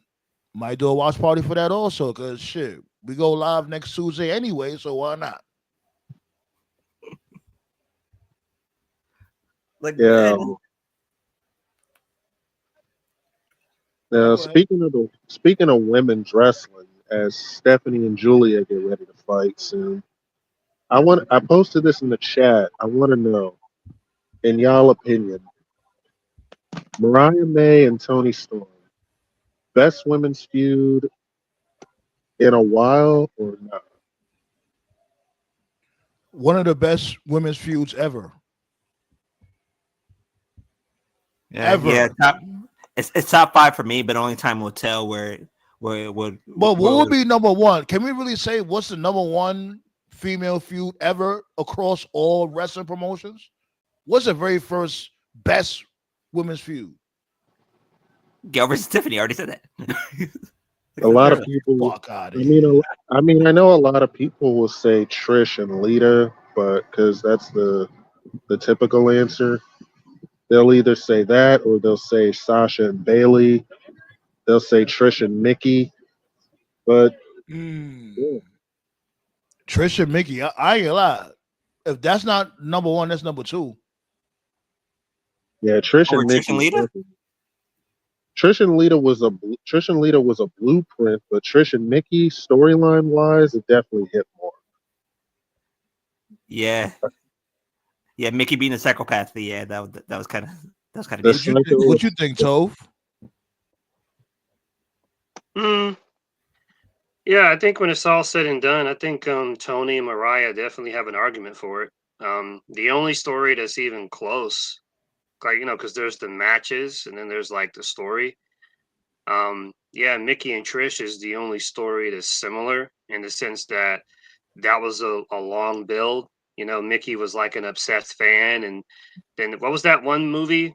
Not Cruel Intentions, because their feud was based off It that was movie. Single White Female, I think. Yeah. That's what that was based off of. And then Mariah and Tony's feud was based off of like a legit theater play or something. But I still think Mariah and Tony edges it out.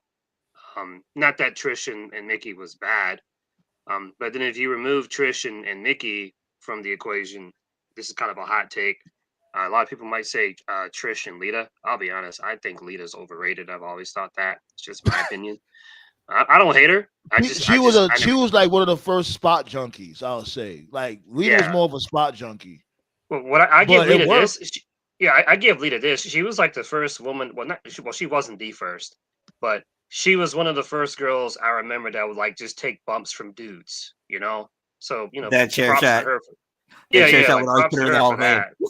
Yeah. Props to her for that. But like, I ain't gonna hold you. I was never like a huge like Lita fan. Then if you remove like WWE from the equation, the only thing really else you have is Gail Kim versus Awesome Kong, and I don't think Gail Kim versus Awesome Kong is like the best women's feud ever, but it was definitely the women's feud that like put women's wrestling independent wise on the map, because during that time WWE just didn't care about women's wrestling. But yeah, I can't disagree with TKO. Yeah, bell to bell, because all the matches they had were great. The story was great. Mariah May was basically, I mean, I know she came from Stardom, but I ain't gonna hold you. I didn't know who she was. I never heard of her before. So, and if you didn't know who she was, I definitely don't know who the fuck she was. Right. So they did a good job, because they took someone that was basically an unknown, and they turned her like into a star. Tony reinvented herself. Like, yeah, I can't disagree with TKO. I think that it's probably the best women's feud of the modern era. I can't think of any other feud. I don't like recency bias. I can't say it's recency bias, because I'm literally thinking of like every women's feud from like the past decade longer. Like nothing comes close. If Becky and Ronda actually had the one-on-one match back when Ronda was good, then who knows? But that match never happened because Charlotte fucked it up. So. Because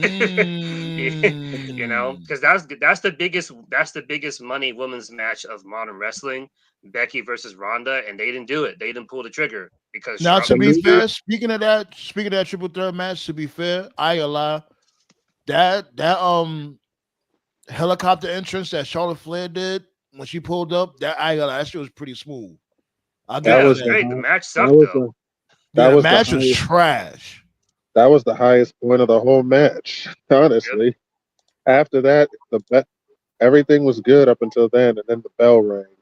I've always said WrestleMania 35 was the show that probably convinced him to go 2 nights.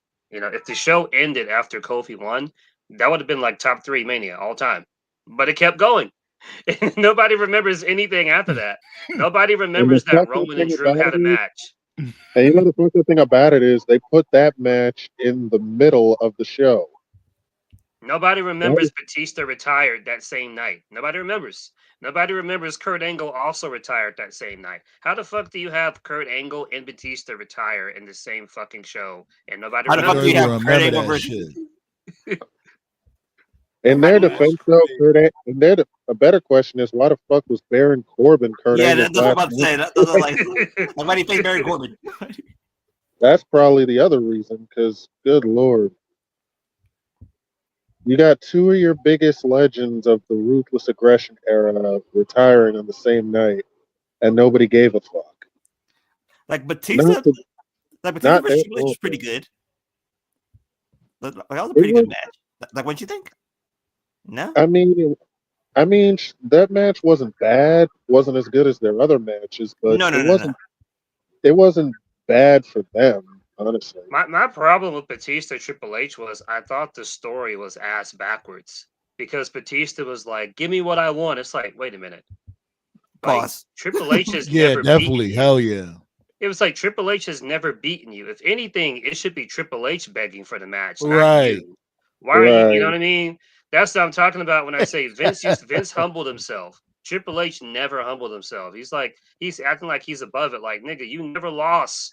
Like you never lost to Triple H. You beat him like 3 times in a row. Why are you begging for a match? It should have been the other way around. You got to remember, he even beat up a old Ric Flair and all that shit. Like, you had to beat up Ric Flair for all of that. Like, yeah, that story was like the ultimate shut your brain off, don't think about it, like type booking. That shit made no fucking sense. Yeah, it was completely forced.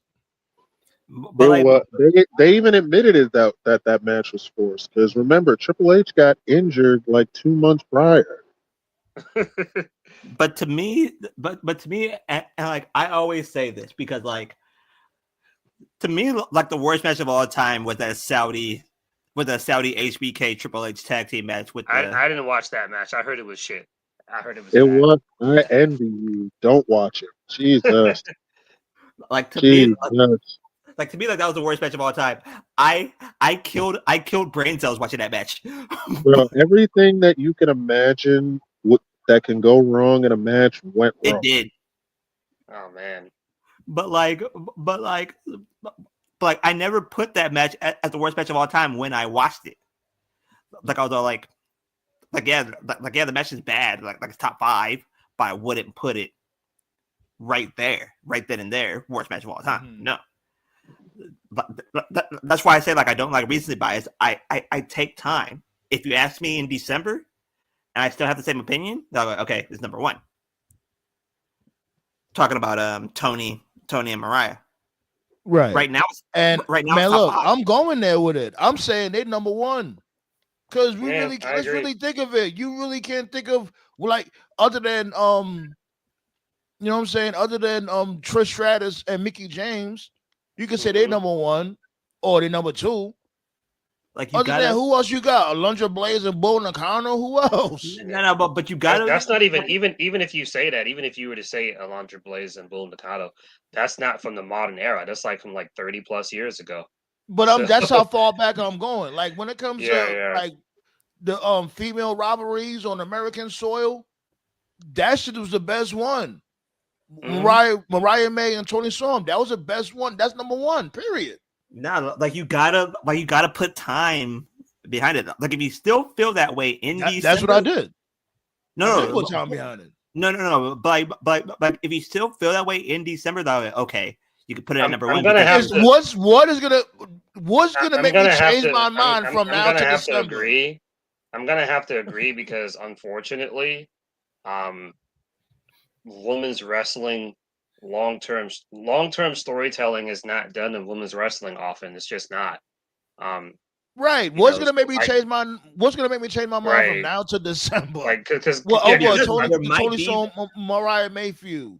Because the story between Tony and Mariah went like well over a year. Like I can legit count on one hand how many women's feuds have gone that long. You know, like it's still a relative, unfortunately.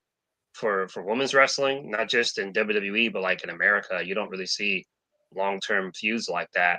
And then what elevates Tony and Mariah even more is it wasn't like some middle of the road mid-card feud. Like Mariah actually like became champion. They did the Owen tournament. She won. You know, remember that segment when she turned on Tony? That was great. That was like one of the best Dynamite moments. I didn't see that shit coming. I mean, we knew she was going to turn. But we didn't know it was going to be like right there. I thought it was going to be like a slow burn kind of thing. You know, the shoe, you know, how she kept the bloody shoe. That was great.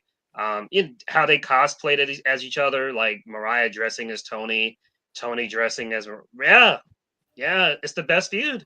It's the best feud. Yeah, it's really the best women's feud on American soil. Again, like there might, you gotta think about it. I say, wait till December. What feud?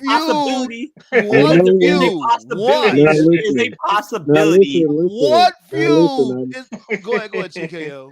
Now listen, I know what Black Star's trying to say.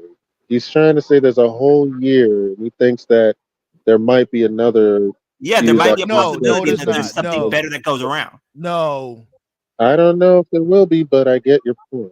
No, I don't get his point. No. The most you're gonna get in WWE, and this isn't an insult at all. The most you're gonna get in WWE is like a Rhea Ripley, Liv Morgan type feud, and that feud was fine. It was perfectly fine. It made Liv into a legit main eventer. They took a real life injury, turned it into an angle, and it was fun for a couple of months. But it's still nowhere near compared to what Mariah May and Toni Storm did. Yeah, it's like what you had just said, Tove. That rivalry lasted for over a year. Ain't no rivalry with the women right now that's cooking to the point where by December, oh yeah, that's the best feud of the women. This, you know what I'm saying? No, what feud? Yeah. There gotta be a feud cooking right now. Like, let me for them to try to surpass Toni and Mariah. Like, let me give you a comparison, and Toph will understand this because I'm about to mention baseball right now. Oh, God. Why do motherfuckers do that shit? Motherfuckers doesn't. Why people always gotta compare wrestling to baseball? It's not. No. Go ahead, my dude. Go ahead. Follow me here, okay? Dodgers Yankees game 1, when Freeman hit the home run to win the game. People called that like one of the best endings to a World Series game. Not mentioning Joe Carter, not mentioning Kirby Puckett, doing the same exact thing in more important games. Kirby Puckett. Like there are like if you really think about things, there are things that are better. You just have to think about them. I would never put something that happened during the modern era over those two things. You're putting it there immediately. Yes. That is 3 days after the match happened. That's a recency bias. Well, we're not just talking about the rivalry is over. About the feud. We're not just talking about the match. We're talking about the match. My bad. Yeah. What do you mean? What, yo, you know what, Black Star? What? I agree. I literally said the feud. This is the best feud this is the best females feud on American soil when it comes to the you know what I'm saying? All promotions. This is the best feud. Period. I thought you were talking about the match, not the feud. That's what I was saying. Yeah, that's what we kept saying. Oh my God, the match was great. I mean, yeah, the match itself was that's what great we were saying. Like the feud is the best. Yeah. I mean, that's what I was saying. Like, my bad. Give me 1 second. I got you. Give me one more second. Okay. Like that feud was the best. Number one, when it comes to women's wrestling of all fucking promotions. Now, if that's not it, it's Mickie James and Trish Stratus. That's what I was saying. You know what I mean? Oh wow. Yeah. What talking shit, TKO? What happened? No, my bad. I was listening to y'all, but the match is over. They gave it to Stephanie. Huh. Squash. We was talking our shit. This is actually a really good match. That's my bad, y'all, for that listening to. I'm my bad. I wasn't covering it. Show up, but this match was really fucking good. They gave it to Stephanie. Stephanie won. Oh yeah, because Julia's hurt. Double champion. Show up. They both Julia's hurt. That's why Julia needs time off. I heard that too. Julia's. Yeah. This is why I don't take that fucking brand seriously. But anyway, continue. I mean, if Julia really is injured, this is a good way to write her off. Because I did read that report. Yeah, because it's better than her relinquishing the belt. Yeah, but the match was good. Oh, she's injured. She just showed up. She hasn't even been there that long. I don't know. Well, the rumors are that she hurt her neck, and that neck injury has. She must not have been like 100% when she came. Yeah, she wasn't healthy. Yeah, that's what I was about to say. Yeah, that's my thought because I'm like, she just got here. She couldn't have been hurt that bad. Like that was the rumor that she was never healthy. Well, if that's the case, this is a good way to write her off rather than have her forfeit the belt. Right. Just give it a blaze of glory. They didn't have anybody else. You don't think Stephanie can cook? I mean, she just got there. They don't have anyone else. They've been cooking up longer. Julia got there the same time Stephanie did. That ain't no different.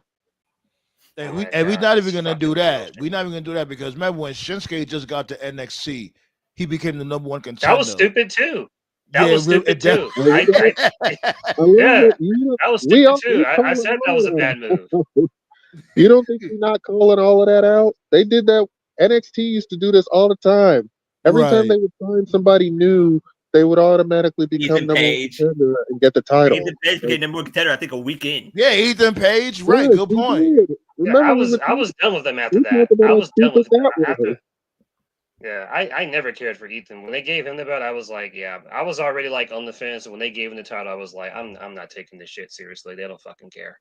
So Bro, bro, we literally did a whole show about how stupid that decision was. Like, and it's nothing against Ethan Page, but like you just got here, my guy. Then he got a fluky win. Yeah, I think like Trick hit his finisher, and then Ethan kind of fell to the pin. Yeah. He just happened to be in the right place at the right time. no offense to that guy. I don't see anything in him at all. Now He he's is just good. an average. Ethan Page is good, man. He's good. He's a good mid carder. I'll give him. And it's no shade Yeah, that's what he towards him. is. He's a mid carder. Yeah, He's a mid like carder. That's what he yeah. is. Yeah. I could see him being like a intercontinental champion, like on that snobby prick type shit. I could definitely see him doing that. I'm gonna be honest, and I don't like to say this about. I'm gonna be honest. I think Ethan Page is gonna be in the same boat as Andrade. Honest to God. He is. Ooh, damn. We talked. He's more I've dynamic. talked about this. I've Go talked ahead. about this with John before. It's like this new generation of wrestling fan. You know, it's been so long since we've had like an actual alternative that they can't fathom the concept of someone just being a mid carder. Like if you were a fan during the 80s or the 90s, like you grew up on guys like Mr. Perfect, Ricky the Dragon Steamboat, Razor, Big Boss Man, Piper, Owen, Bulldog, Rude, like all those guys were upper card guys, and we didn't look at them any less. They were still cool, they were still great, but that they were in the spot they were in, and that's okay. That's just how it was. But Then here's the when point. WCW died, Go ahead. I was just gonna say when WCW died, you know, we didn't have any competition anymore. So then when AEW started, you know, and then TK doesn't use people as well as he could use them, and then they jump ship. These newer fans just have this idea like, oh, TK dropped the ball with Ricky Starks. He dropped the ball with Andrade. He dropped the ball with Black. I'm like, y'all realize these dudes are going to be like in the same spot, regardless of what company they're in, right? Like some people are just mid card, and that's okay. Like it's okay. There's nothing wrong with being a mid card guy. Like it's okay. Yeah, It's a I good spot agree to be too. in. Like everybody can't be heavyweight champion. But here's the point. Yeah. In the 80s, in the mid to late 80s and through the early 90s, Hogan's ego was so fucking massive that he had no choice but to load up the mid card. Nobody had that massive of an ego anymore. Well, maybe Adam Cena, but that's it. Yo, Ballet, tell Pentachilla and this dude King Leo to pull up, B. If they're not live anymore, tell them to come through, B. I got like a half hour to kill. That's it. It's just Adam Cena. Adam Cena is the only person who has that massive of an ego. Boy. Yo, Toph, simping ain't easy, huh? Oh shit. He knows what I'm talking about. Fucking. Oh! What a dumb. Oh! What happened? Duh. What happened? Fucking Miro and Lana renewed their vows. He want that old thing back. No. Man, look, if I ain't here to judge, like in the past, I've took back some toxic pussy. I ain't gonna hold you, so I can't fully judge. They look so. I ain't even gonna lie. Like, be with who you think makes you happy, but they don't even look happy. Like, they don't even look like they belong together. That's just me. I've But I've I've That's what Vince was I've talked saying. about Well, this. allegedly. I've they I've really talked don't. about this. Like wrestling's a different animal because you know He called everybody's got Julia a twerp. gimmick and shit. My my whole thing is, if you're a wrestler, like your identity should be who you are as a wrestler, like not who you're with.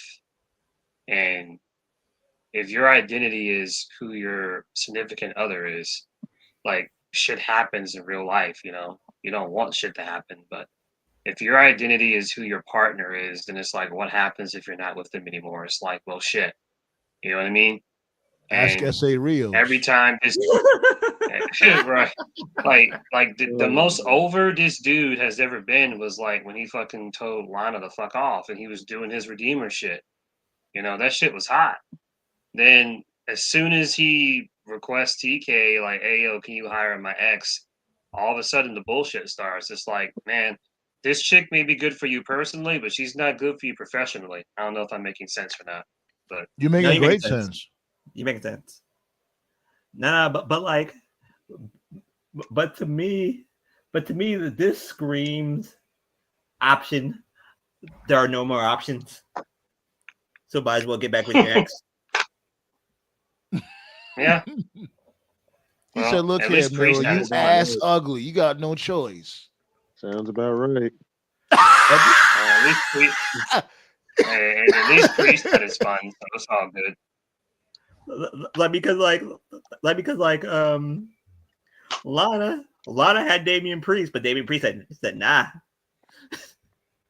Gonna get with the party chick. Lena and Miro chose the right date to renew their vows. On Rufus Day. I'm telling you, B, there you go. Wow. I don't know. I remember this dude Scott was saying that shit. Scott was trying to. That was a rumor. We don't know. Yeah, sure. I'm like, Scott, don't throw that out there. Like, you don't know if that shit is, you know what I mean, for real. I mean, they're clearly swingers. That much is clear at this point. Swingers. That's not even the. Like one time is one time, twice is twice. Like it's a coincidence. Any more than two times, it's like, okay, there's a like you in a full blown relationship. Your relationship, nigga. I mean, you fucking stood there and you watched Ziggler make out with her. You fucking stood there and watched Lashley do it. It's like, okay, in front of Orton. Which way did he go? In front of Orton, and Orton had a fucking massive stroke during that segment. Dead ass though.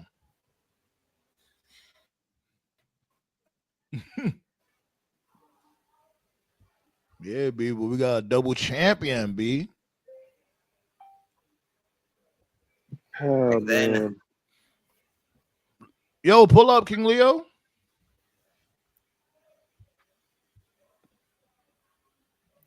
You know what I'm saying? Like then RoadBlock wasn't bad though. I liked it. Okay, like I'll check it out. Yeah, I liked it. Every match was good. Go ahead. Like usually, like when I watch TV shows, like I usually wait till like one of you guys or like somebody else from the East Coast watched it first. Should I check it out? They'll go like, yeah, all right, I'll check it out. Yeah. Match of the night. I think I'll go with Javon Evans and Ethan Page.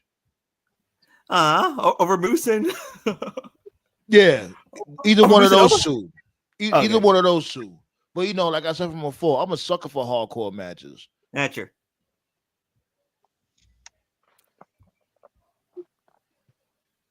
Oh yeah, like another thing that I was watching the other day. Like I was watching the NBA, and yeah, they don't play the defense anymore. Like I'm sitting there playing defense for like 2 decades. I saw that shit on the news last week. I didn't talk about it. What's that dude's name again? The annoying black guy. Yeah, I know you gotta be like Stephen A. specific. Yeah, you talking about Stephen A. Smith? Yeah. LeBron. Yeah, when LeBron pulled up on him. Yeah, that wasn't it. I ain't like that shit, man.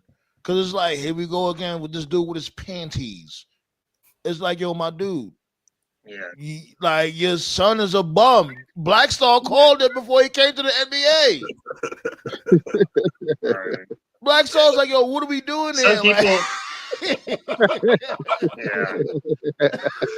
I called him the basically like G-League tried to superstar. depot him. I called That him the was the G-League first He time. basically tried to like That was he the tried to first time depot him Black at a Star game or actually something. said, "What are we doing here?" Isn't it? That shit bogus as hell. Like, oh, that's my son. That's my fucking son. I'm like really? You act like you said, oh, fuck your son can suck my dick. He didn't say nothing like that. He just said he's a bum. Like, as soon as I saw them pick him, I was like, what the fuck are we doing here? What the fuck? Like, really? What the fuck is and this? that shit was weak. It's like, come on, Stephen A. You're gonna pull up on Stephen A. Smith. I never seen this dude LeBum pulled up on anybody else. Anybody else? Am I wrong? Now, but to be well, no. To play devil's advocate, like I was about to say, to be fair, but to play devil's advocate here, Skip never really watched the game live. I think he only did it twice, and that was with ESPN. With Fox, he never really did that. He just basically stayed in LA.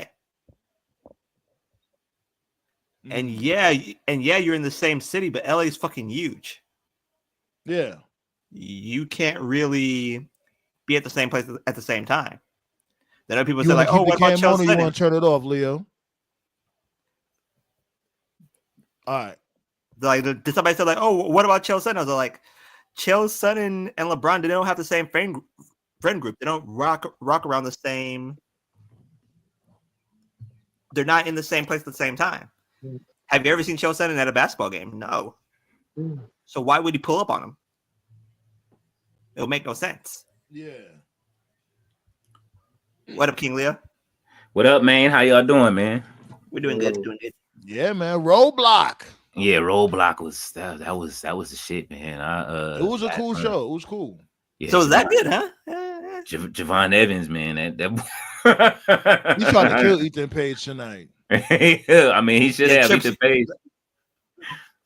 I was about to say you about to be banned from the hood if you lost this match.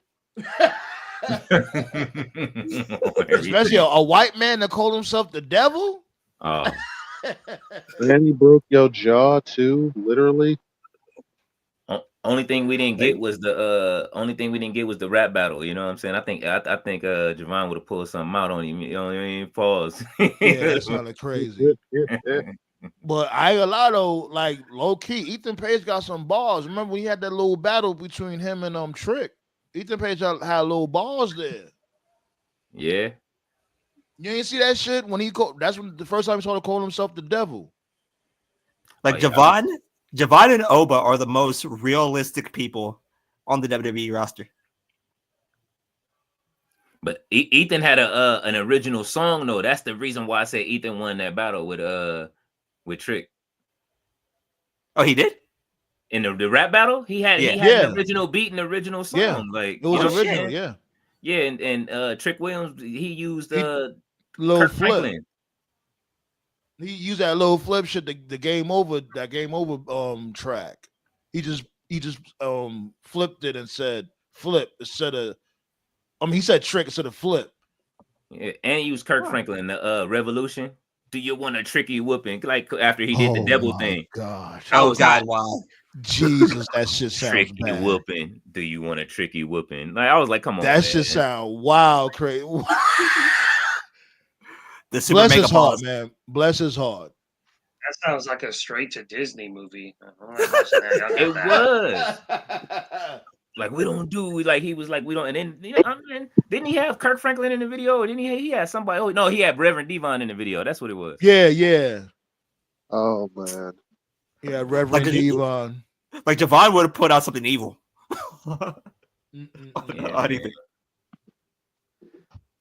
Yeah, who would win in a shoe fight? Shayna or really?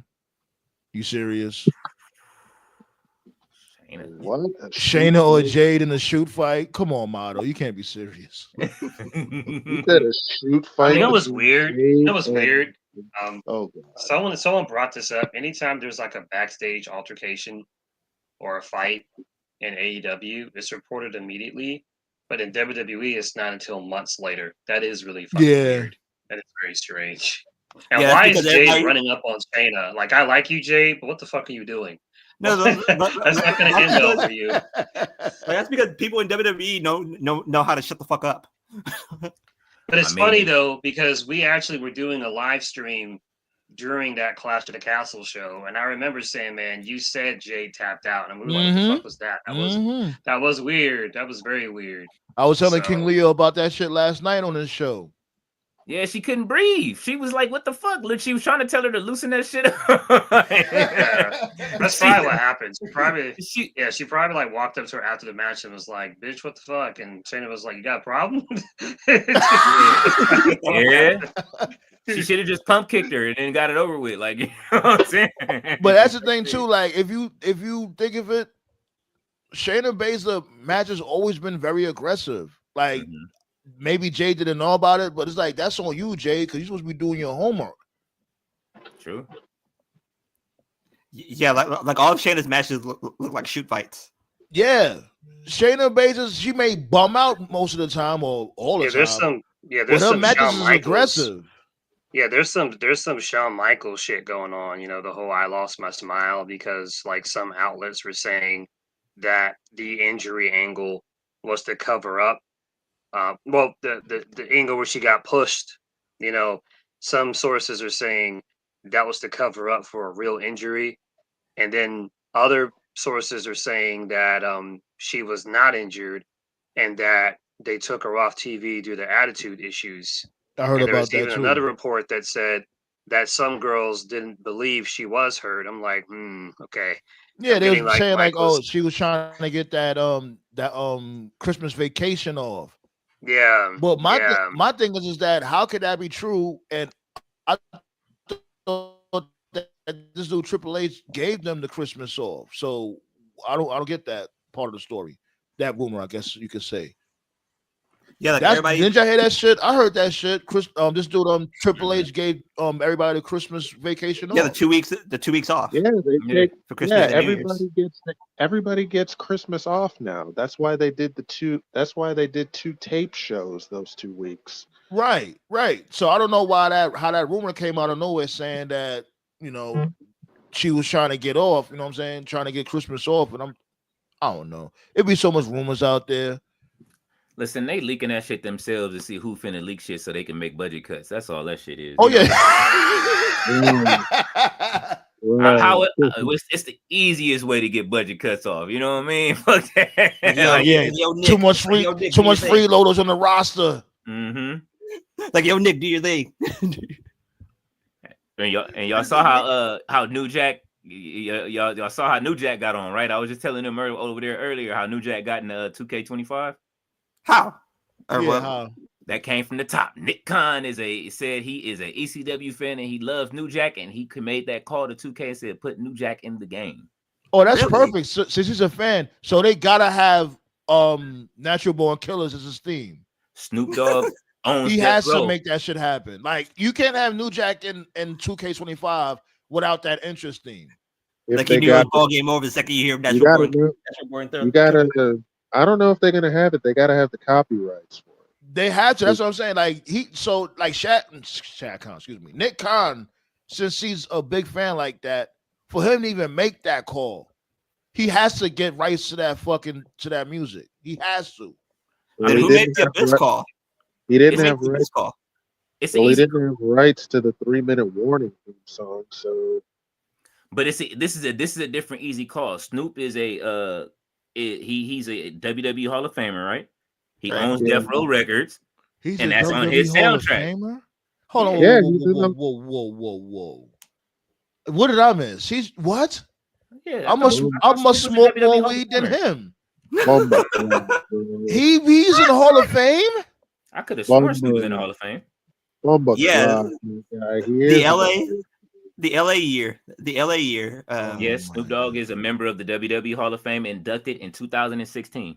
We live in an alternate reality when Sid Vicious ain't even in the Hall of Fame, but Snoop Dogg is. But continue on. You know they always induct at least one celebrity in that bitch. Yeah, I know.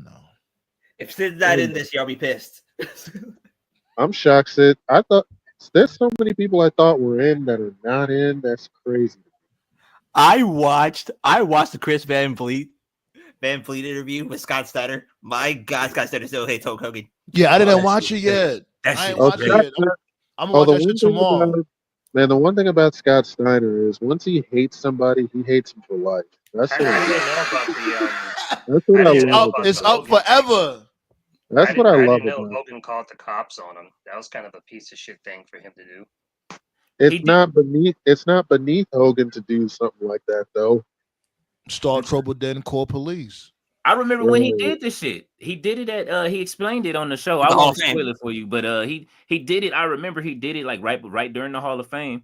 And Scott explained it happened at the airport, but I won't ruin it for you since you ain't watched it, Sam. And it's that good. No, go ahead. You good? Go ahead. Oh, he was just saying like he saw you know what I mean. He was at the Hall of Fame. I guess he saw Linda at the airport, or Hogan's wife, whoever it was at the fucking time. And he said, you know what I mean? He was like, "Oh, Hulk Hogan's your husband," and he proceeded to tell her he was a piece of shit and he's gonna beat his ass when he see him. And then that's turned into a grape allegation and some other shit that Hogan made up and lied on. You serious? Yeah, Hogan. He said he explained the whole thing that Hogan lied on him and said all of that. And he said, luckily, the cameras was in the airport, but it was on TMZ.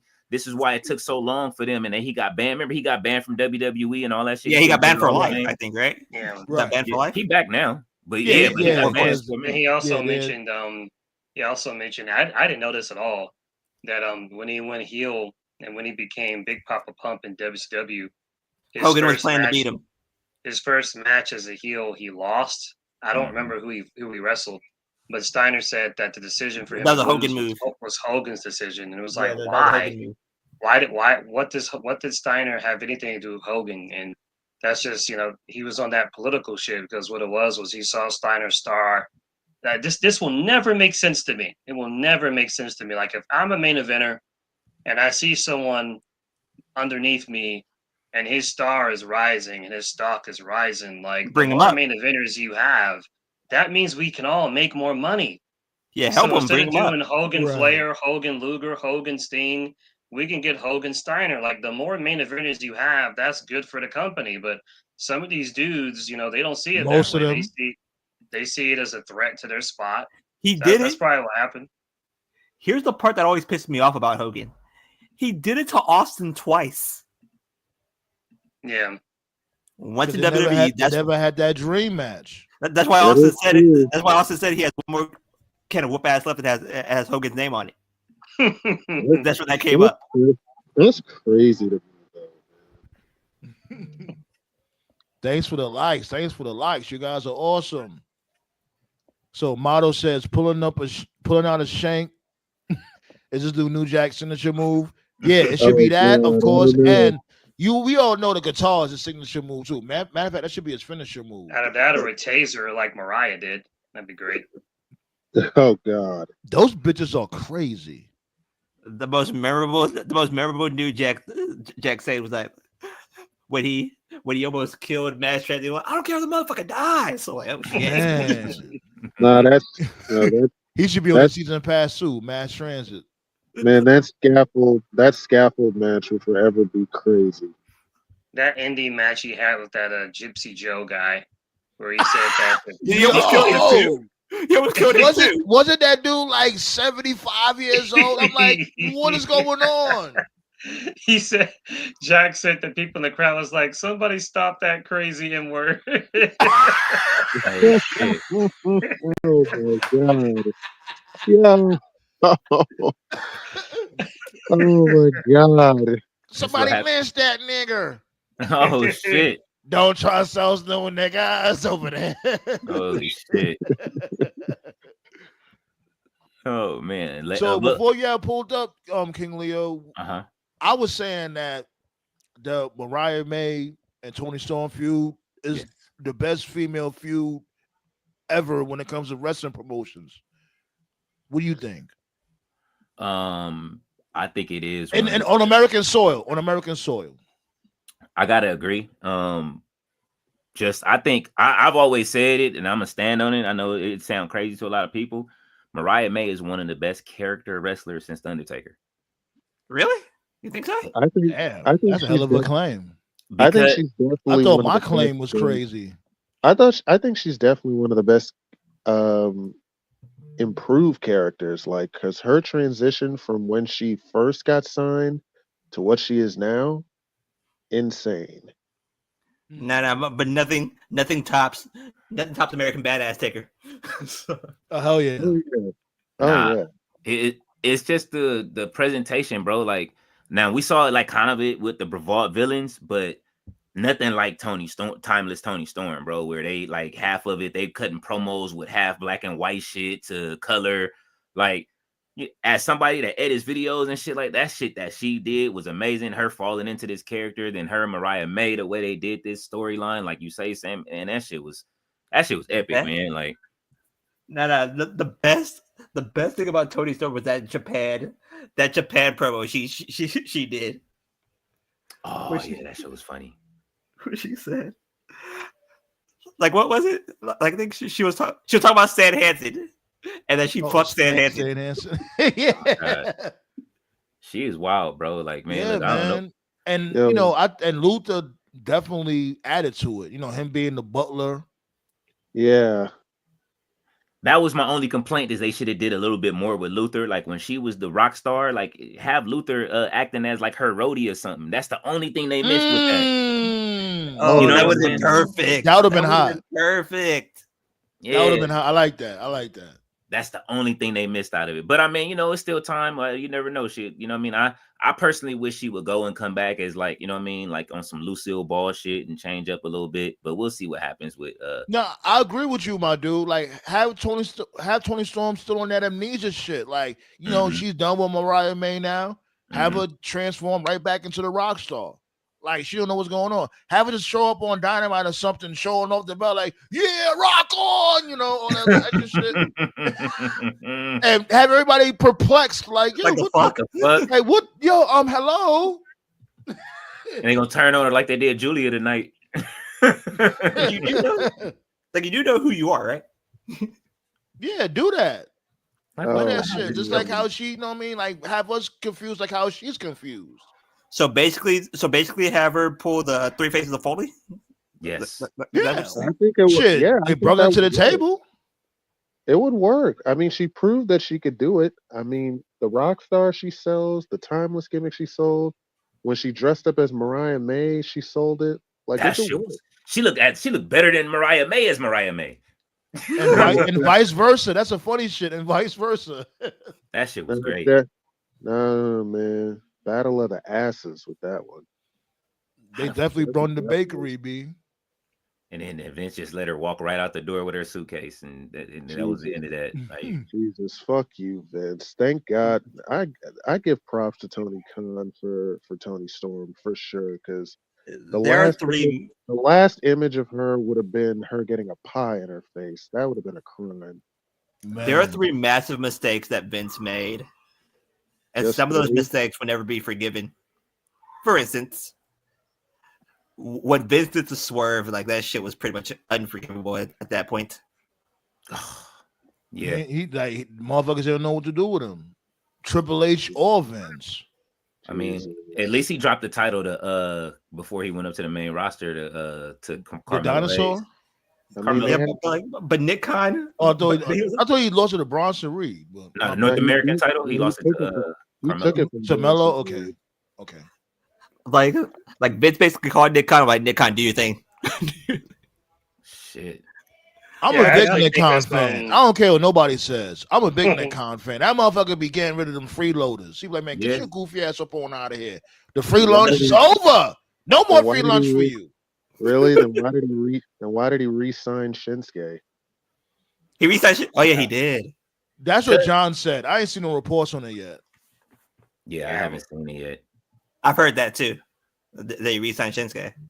I heard he re-signed. I heard that they weren't gonna re-sign him. I'm like, and I heard that he's gonna fall. it's easy to blame creative.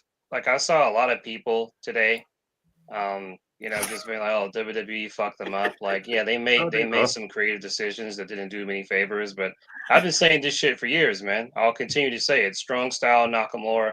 He showed up his first night against Sami Zayn. After that, he's been coasting. He just wants to surf and get a paycheck. That's it. He doesn't care. Right. He doesn't care. He's just coasting. So if he doesn't care, I don't care. I'm not gonna freak out about it. I'm not gonna be mad over it. He doesn't care. Whatever. You'll see me read that comment. Yeah, that's what I'm laughing at. Oh my god. You about to have me watch the Boondocks tonight, bro. I'm telling you, B.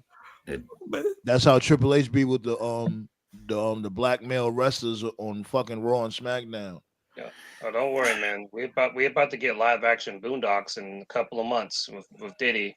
He's guilty. That nigga guilty. Yeah, like is a trial in May? Is when the trial is May? It's Okay. May. Mm-hmm. I'm telling you. So that's the real WrestleMania right there. I'm gonna be hooked to my TV when this shit starts.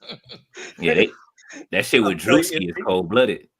Yeah, Drewski got thrown into the fire. I don't know. Drewski was like, "Look, I wasn't even popular at that time. Like that don't matter, motherfucker. What do you mean?" If Biggie's mama's still alive, she would have pulled that dude from New Jack City. I'm like, I hope you burn in hell. Idolaters. Oh shit! Mace says that he's dropping his album on the day that Diddy's trial starts. Yeah, you know what? I'm done. I just seen it. That's what the report just said. Yo, shouts go out to them motherfuckers. It is what it is. Podcast. They cooking over there with the sports. Like, is it him and Cameron having a little bit of a beef, or someone in Cameron? No, it's Jim Jones and Cam. Oh, okay.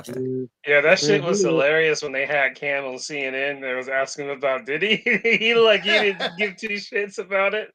That was great. Can you really blame him? Why you asking Cam about Diddy? Like, Cam's like, I don't know him. What the fuck? Bro, No, it's Ocho. It's Ocho and Mace. They're having a beef. Bro, it's fucking CNN. They always ask dumb shit. Like we just all know each other, huh? Just like he said, I got this black horsepower. Though. I got this pink horsepower. Remember that he had a pink horsepower. He said, "Let me drink this pink horsepower. I'm about to go clap some cheeks later." I still can't get over the fact that WWE goes out of their way to mention every celebrity, A, B, C list, D list at their show, and Drake was at Chamber, and they didn't say shit. They didn't acknowledge him or anything. It's over, bro. It is over. And the dude was he was in the front, and bro was in the front row. It's not like you could miss him. Yeah, like in his hometown, all that shit. It was a call, like it was a call from the top. You know what I'm saying? Ari Emanuel said, "Don't mention that motherfucker." You know what I'm saying? Like you forget it on some music shit. Ari is the one that canceled Kanye, and you know what I mean? You beefing with UMG and what's his name? With the quickness too. Jesus. Yeah. UMG in the scope too. Lucian Grange. Yeah, man, listen, Kanye can't put out nothing nowhere. Shout outs to King Eric. He had posted this YouTube video today. He said that Drake, Wayne, and who's the third one? Drake, Kanye. Wayne. Oh, Kanye. Yeah, Mm-hmm. Drake, Wayne, and Kanye. He basically said all three of them are washed. They contribute nothing to present day. All three. I said it in the chat, man. All three of those guys are ice cold, man. Yep. Now, but the second that Kanye posted that picture with him in a fucking clan outfit, I was like, oh, good lord. Yeah, come on. I think Wayne got exposed. Shit. I think Wayne got exposed at that Mania match with Jay and Jimmy, like that entrance he did. That wasn't it at all. That was whatever, you know. Yeah. I mean, y'all ain't been watching the Hot Boy tour on YouTube? Here and there. I've been seeing like some of the highlights, or I guess you could say lowlights. I mean, Turk is the highlight for me. Like he been getting his shit off. You know what I'm saying? Like, he had the hottest verses back then, and everybody forgot. Yeah, that man. Then everybody's like, hey, what about like that Philly Mania does. Like, what about that? What's that guy's name? That's supposed to be in the Philly, the TKO. What it in the Philly Mania? That's crazy. You talking about Meek? Yeah. That's crazy, Mick Mill. He said, Black Sauce said, "What's that guy's name?" I feel you though. I feel you. You talk about another guy. You talk about another guy that's ice cold. Meek Mill. Yeah, Meek is super duper. He's like he had beef with Sub-Zero ice cold. Nicki Minaj is ice cold. They had Meek there, and they didn't even do that shit. Right. No, she's not. No, she's not, King Leo. Like Nicki Minaj actually be selling out her concerts. Like my lady just came from one of them recently. I think it was in September. I mean, she last year September. She still be selling. No, did you see the her? only reason I know the only reason Drake was in Australia to begin with was because he was supposed to have some tours in America, and he couldn't sell out his seats. I think he had booked. Really? I heard about that too. He had like a tour he was going to do, and he had like some like not like too huge. He had like 30,000, 35,000 like venues rented out, and he couldn't even get like over like barely 3,000 tickets, which wouldn't be a good look.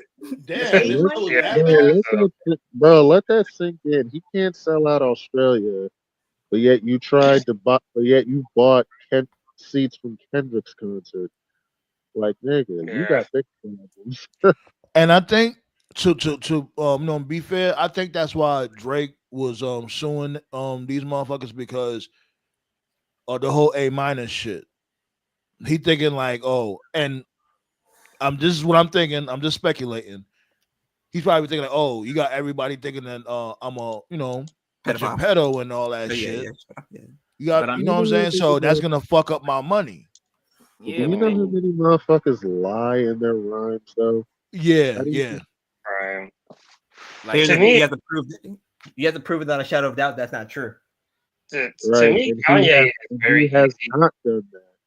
Especially with that video of him having that teenage girl on stage with him.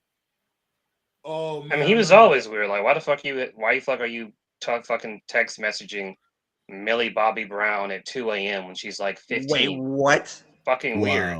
I don't even know what that is. Yeah. I mean, go back. It's one of my I'm being dead serious here. Like, one of my biggest issues with like Holly weird, because that's how I call it Holly weird, is like they'll mention the Me Too shit, but they don't want to mention grooming. Like, you can still be a groomer. Like, yeah, Diddy's a piece of shit, but like he groomed Cassie. Because when that shit started, she was not of age. Like, it doesn't matter because when they started dating, she was of age, but like he still groomed her though. Because she already had a boyfriend. And like he booked it where the boyfriend was like on different tours and opposite sides of the country where like he booked it where like she was away from him, Or Elvis, what was the name of the chick that he was dating, Like when he started talking. Yeah, Priscilla. When he started talking to Priscilla, right? He started talking to Priscilla when she was like 14, 15. Oh, but they only got together when she was 8. It's called grooming. He groomed her. Like Hollywood doesn't want to talk about that. They don't want to say when someone's being groomed. Like, stop fucking pretending. That's not happening. Thank God I wasn't born in Hollywood. Thank God I was born in South Central. That's the kind of shit Drake is on. So if Drake's not a pedophile, that's what you had too, right, King Leo? Yeah, King over there too. I'm so even in the best case scenario, if Drake isn't a pedophile, he's a groomer. Because why the fuck are you a grown ass man talking to 15, 16-year-old girls like on us texting them like at 3, 4 Yeah, that shit wild crazy. It's just weird. It ended like it began. His first video was, if you remember, when he did Best I Ever Had, he was a high school basketball coach with all them girls talking about Take That D. So if you go back and watch that video, Ballet said, I didn't mean to cut you off, King Leo, but Ballet said, who's you talking about the young lady? Millie Bobby Brown. She was 14, I guess Ballet was talking about. Yeah. I think. You can find it on YouTube. She was at like I think it was because she's on that like what was it called, Stranger Things. That was called. Bro, he asked her. He literally asked her how old she was, and and it didn't bother him. Like, so it's not like he didn't know. It's a YouTube video. She was like on a red carpet thing. I think it was like premiere for Stranger Things, and she was like 14 or 15, and she's being interviewed, and they're just talking about the show and how excited they were. And then one of the interviewers was like, "Oh, do you have like any influences or any people you look up to?"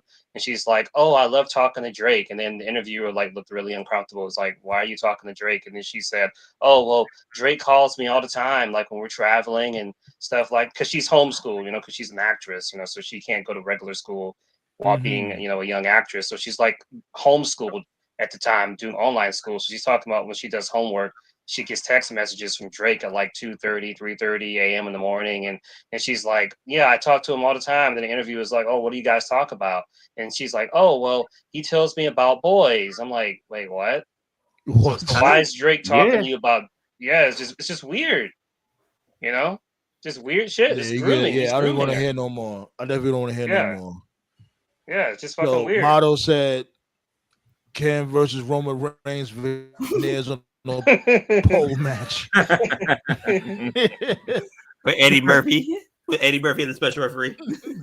Dr. DMD on standby, man. Bring Britt Baker to be on standby to put the motherfuckers do the dinner work. So yeah, before we get up out of here, King Leo, what you got going on, B? I am well, as soon as I finish editing this video for I'm doing right, I'm about to start working on real quick or finish working on. I am working on my creator wrestler for WWE 2K, so I'll be streaming that. I will have another marathon this week.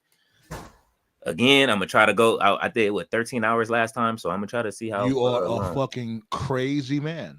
Yeah, ain't no motherfucking way. It was fun. I played through the whole Bloodline story. Like, but you know what I'm saying? Like, if anything, like when you do that shit again, if anything, I might pull up for like a few minutes. I mean, not a few minutes, but for a while, and chop it up with you on Twitch. Hopefully, my Twitch stop acting like it's on hard drugs. Oh yeah. Well, I'm on Facebook with it too. So either one. Twitch, segue, man. YouTube. I mean, you should have said you're a bad man, like Rikishi's team. Bad. Right, this is about 13 hours. Yikes! You bad man. That shit was. Hey, it was fun, man. That first match with Uncle Todd, Undertaker versus Jacob Fatu. That was the shit. Yeah, shouts out to Pentachill and all them. You know what I'm saying? Yeah. All part of the Wrestleverse. Yes, sir. Yeah, man. But you already know, B. Pull up that motherfucking Dynamite card, TKO. What they got going on? Well. Oh shit. Well. Tell him, Hawk.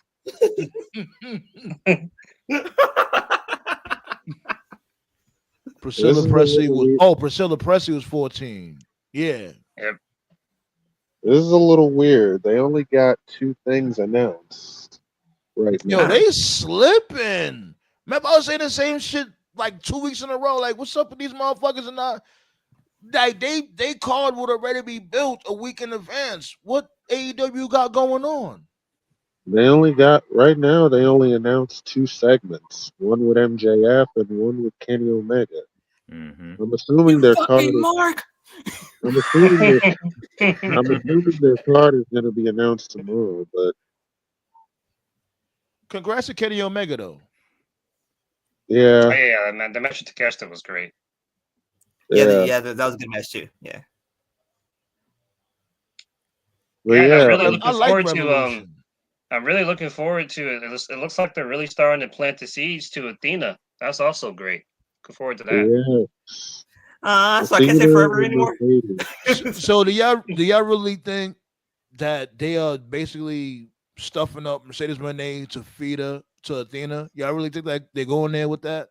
So I can't say forever anymore. I think so. Isn't she from Texas? They're gonna want to have a big match for her. Texas? Yeah, she is. Athena's from Dallas, I think. Yeah. Mm-hmm. So I'm gonna have to retire forever. That fucking sucks. I'm enjoying Athena, like who else? Who else? Who else? If not Athena, who? The only other person would be Jamie Hayter, but she's got visa issues at the moment, so we won't be seeing her. For Jamie Hayter? She's been undefeated. She's been undefeated since she's been back, dude. Jamie Lynch. What? When? See, this is what happens when you don't pay attention, my guy. Come on, this is Jamie. This is Jamie Hayter. Like, can you blame me? Jamie Lynch. She ain't Jamie Hayter anymore. She's Jamie Lynch, aka Beatrix Kiddo. She's always had a word to her, but yeah, she's been undefeated since she's been back. She's only gone because of her visa. That's it. Yeah, weren't you the one that said that? Same, you said she should get a Beatrix Kiddo gimmick. Yeah, I can see that. Yeah, that'd be cool, honestly. Well, they said they had a whole card, but everybody's hurt after fucking. Revolution.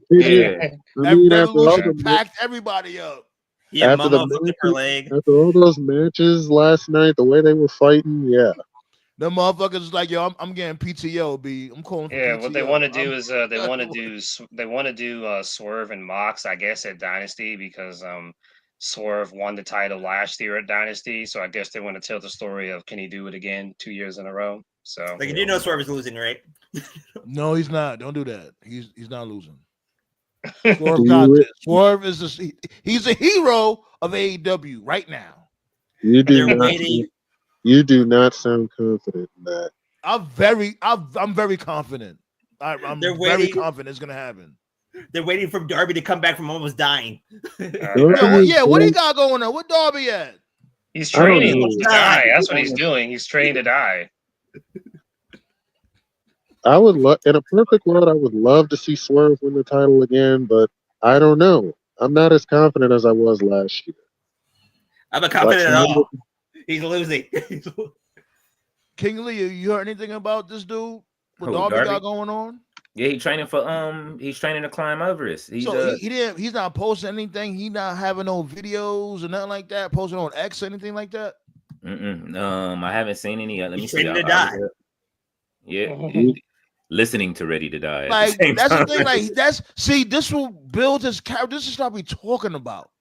Cause he's still signed to AEW. AEW could fucking make this shit happen. Like, look, this picture of AEW having a documentary or something like that. When it comes to a documentary of death. Hey, have him sign a motherfucking contract or something. I don't know. Okay. So the report I'm reading is that they don't have much announced because a lot of people are banged up, like y'all just said. So yeah, that makes sense. I mean, did you see it? I mean, like most of the matches on the card, people were beaten bloody, so it would make sense. This is probably going to be the first Dynamite hologram's going to be on because they ain't got nobody else. all I know is this is like a reoccurring joke we do it like every week. Listen, man, Garcia, you're cool and all, but I'm gonna need you to drop that immediately. I don't know. You got options. You can drop it to Kyle. You can drop it to Shelton. This Bobby, ain't kill working, him, bro. Bobby, do me a favor, kill him. Oh man. Yeah, it's over. So they'll probably announce the card tomorrow. Yeah, more than likely. Speaking of matches. Before we go, my throwback match this week, and I'm gonna post it in the chat. Yeah, man, you gotta be posting these shits, my guy. Post them, cause I be wanting to look at them, just like, you know what? Why not? Put it in the comment section. Yeah, I'll do that.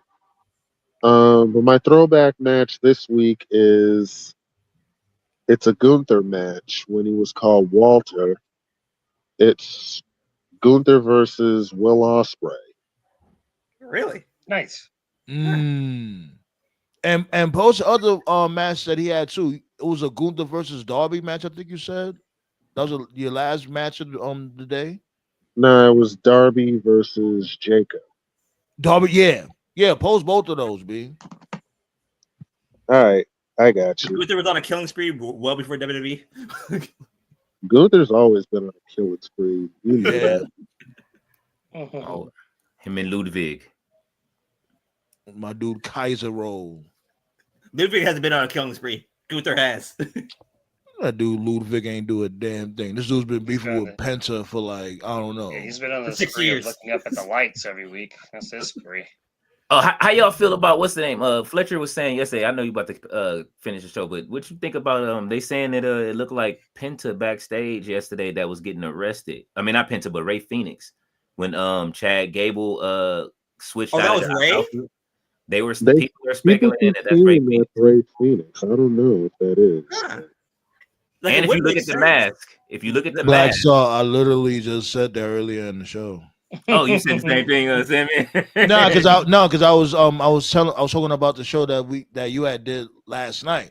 And I was telling them the theory that you had. Yeah. That shit look crazy, man. Like I think so.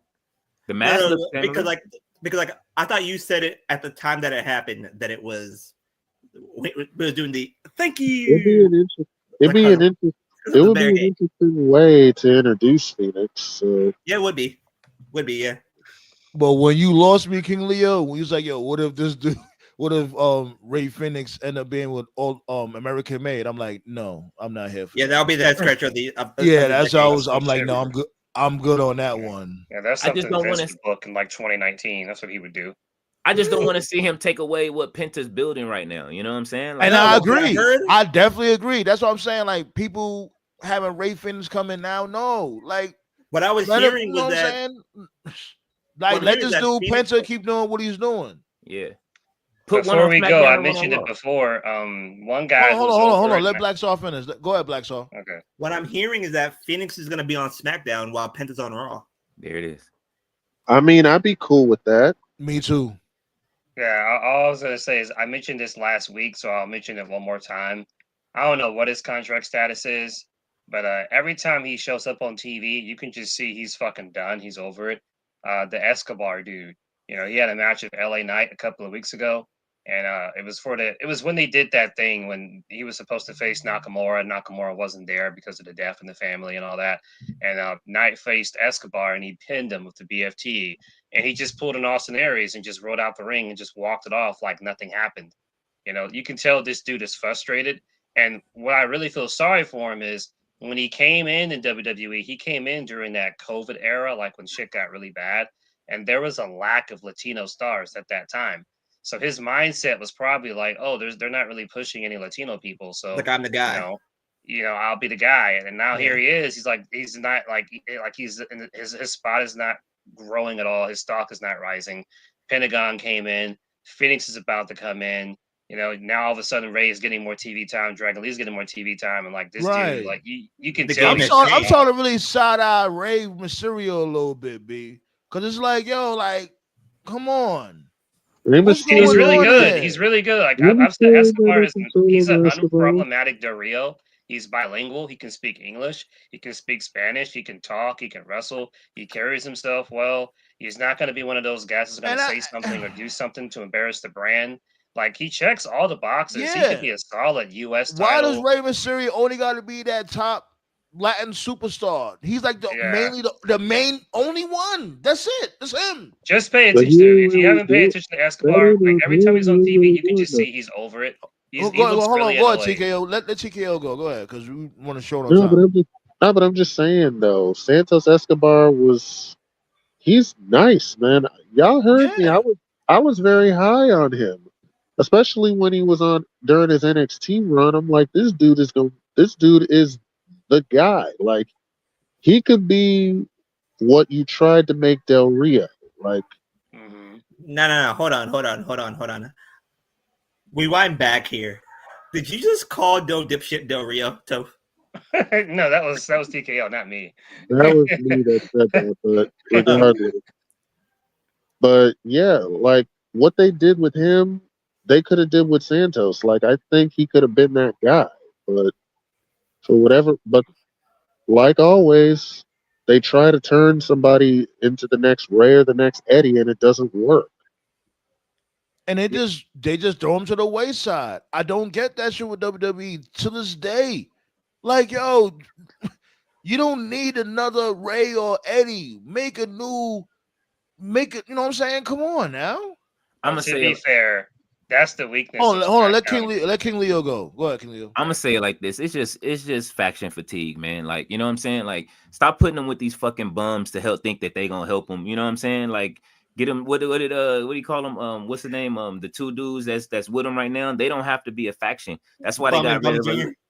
Yeah, They got rid of Elektra Lopez. Break that shit up. You know what I'm saying? Get them the fuck out of there. Pack them up. They gone. You know what I'm saying? Pack up the rest of the other two from LWO. Get them out of there. You know what I'm saying? Like Santos can swim by himself if you want to. You know what I'm saying? That's all they got to do, and then it'll work. And let him be. I ain't gonna lie. It don't even really matter what he got going on. They just not interested. They rather LWO beef with the bum day. All I was gonna say was that SmackDown in particular, because it's a WWE issue, but SmackDown in particular is really bad. They've done a really bad job with the mid card. Like, but don't forget, like Carmelo Hayes, because they keep saying it every week. They keep saying that he's the #1 draft pick from the previous draft, and it's like, but you would never know based off how he's booked. Can you honestly say that Carmelo Hayes is in a better spot? Did you say that he's in a better spot now than he was like a year ago? I'd say he's worse. They desperately need Black, like Aleister Black and Ray Phoenix, to show up on SmackDown. Even if they do show up, I'm not sure they're going to be in a better spot though. Like I don't. Like, no, that's what I'm saying. Like at this point, it's a desperation. Like you're gonna have to. They're gonna have to push them. You have to push. Good NXT. That you got to pull events and good NXT. This is why he used to do it sometimes. You got a good NXT at this point. Triple H would never do that. To be honest, NXT is most of these guys' ceiling. So, Triple H would never do that. Nick Khan would. And I'm not. Triple H. I'm not mad at something like that. Like when it comes to like a Gargano or when it comes to a Ciampa, like NXT was their ceiling, and I'm cool with that.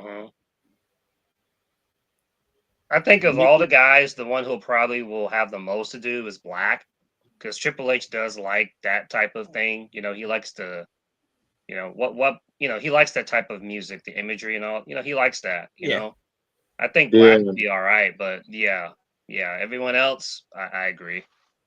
Nick Khan will put a machine gun to NXT. Like you're fired, you're gone. Put them on Evolve. He already did it. Put them on Evolve, bro. Fuck but that. Anyways, let's get up out of here. Y'all doing Dynamite tomorrow? Tati Taker. You go ahead. I don't know what the card is on the panel, but I will be over there. We're gonna go over there. We're gonna go to AEW. They ain't got nobody else over there, especially no fucking writers. You might as well go over there and just take over that whole shit. A quick reminder. A quick reminder, because Tati's gonna say it tomorrow. AEW is full. So absolutely, she don't want nobody over there. Like, yo, send them motherfuckers somewhere else. And I'll be watching Evolve afterwards, man. Evolve as that first episode. Evolve is good. I like Evolve. What's that? It's okay. It's okay. That Jack Cartwheel dude, I can't wait to see what he does. I think he's gonna be the most exciting person on there. I saw him in NWA once. He's pretty good. I'm familiar with him. Cappuccino Jones looks good too. I like him. Yeah, Cappuccino Jones. What was those that stable swipe? What did you say his name was? Right? Cappuccino Jones. What did you say his name was? Cappuccino Jones. Yeah, Cappuccino Jones. They got some fucking cool Skynet characters on there. With these names. Oh my god. Keanu Carver, bro. He the one. It got this one dude. It got this one dude that was he was in the second match on the first episode. The dude looked like a mix with Mims from NWA and Obafemi. Yeah, that was Keanu Carver. Yeah. What's his name again? Keanu Carver. Yeah, that dude looked like a straight animal. Keanu Carver, man, y'all are making up these names. Who writes this shit? Yeah, that name is terrible, but when you see that dude, he's definitely a star in the making. Yep. But Cappuccino Jones, like a mixture. I'm telling you, go ahead. Cappuccino Jones was his actual name in the Indies. So yeah.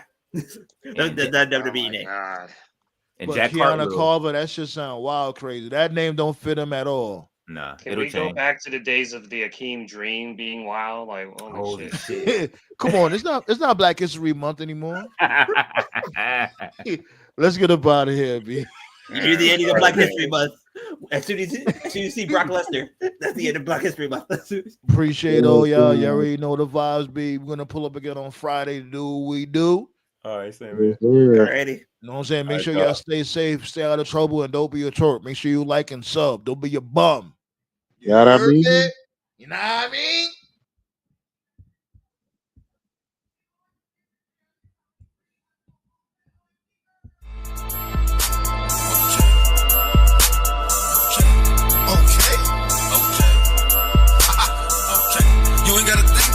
but we back out here still doing it like okay. You ain't never seen no dude put it down for a whole click, boom, click, click, what it do? I can tell now they consumed by the fumes, perfumed in the room, bringing doom, okay. Look at what they made me do, oh, look at what they made me do, okay. Mischief has begun. Baby girl says she like the tongue. Go to the bar, run up the funds. The blunt that I rolled up weighs a ton. Gossip income, not the bum. Smith and Wesson make it run. And some good cut make it come. One done run cause the chick is sprung. Attack a track, run a snap. I'm a pyromaniac. You know who I'm aiming at. Those cats that are feeling rap. Got wordplay, don't play with words. Every opportunity, slay your verse. Drink a little Hennessy, start to slur. Stacking every penny that I earn. You can burn to a crisp. Be a good chap like Dutch Slips. I throw acid when I spit. Don't know who you fucking with. Welcome to my hall of pain. Cooking in the stew like Bobby Flay. Pay my dues, I'm turning gray. I refuse to take a break. You ain't got a thing to prove, but we back out here still doing it like okay. You ain't never seen no dude put it down for a whole click, boom, click, click, what it do? I can tell now they consumed by the fumes, perfumed in the room, bringing doom, okay. Look at what they made me do, oh, look at what they made me do, okay. Smoking OG getting lit in the backseat of my lift. On my way to see my bitch. Sexy lips and perky tits. Hennessy, I'll take a sip. Tosu, who support my shit? Jump on the beat, then torsion it. It's natural, not forcing it. The hunger will never stop. Got blocks hot while serving pot. Meet me at the pizza shop. Got those zips up, buck a pop. Cherry pie, baller runs. In the blunt, fill my cup. Makes me not wanna get with fuck. Live it up till time is up. These young rappers getting slayed. See it in the news like every day. Jail or grave at an early age. Keep on thinking that's the way. Same man's here to bring the change. Gotta make sure I'm getting paid. Celebrate, then eat a steak. OTG is on the grave. You ain't got a thing to prove, but we back out here still doing it like okay. You ain't never seen no dude put it down for a whole click, boom, click, click, what it do? I can tell now they consumed by the fumes, perfumed in the room, bringing doom, okay. Look at what they made me do, oh, look at what they made me do, okay.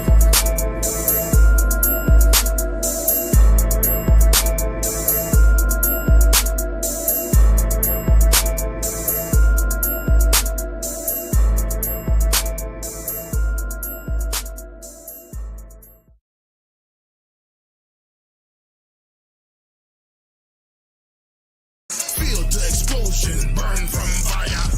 I'ma lose it when I tell that nigga turn it up.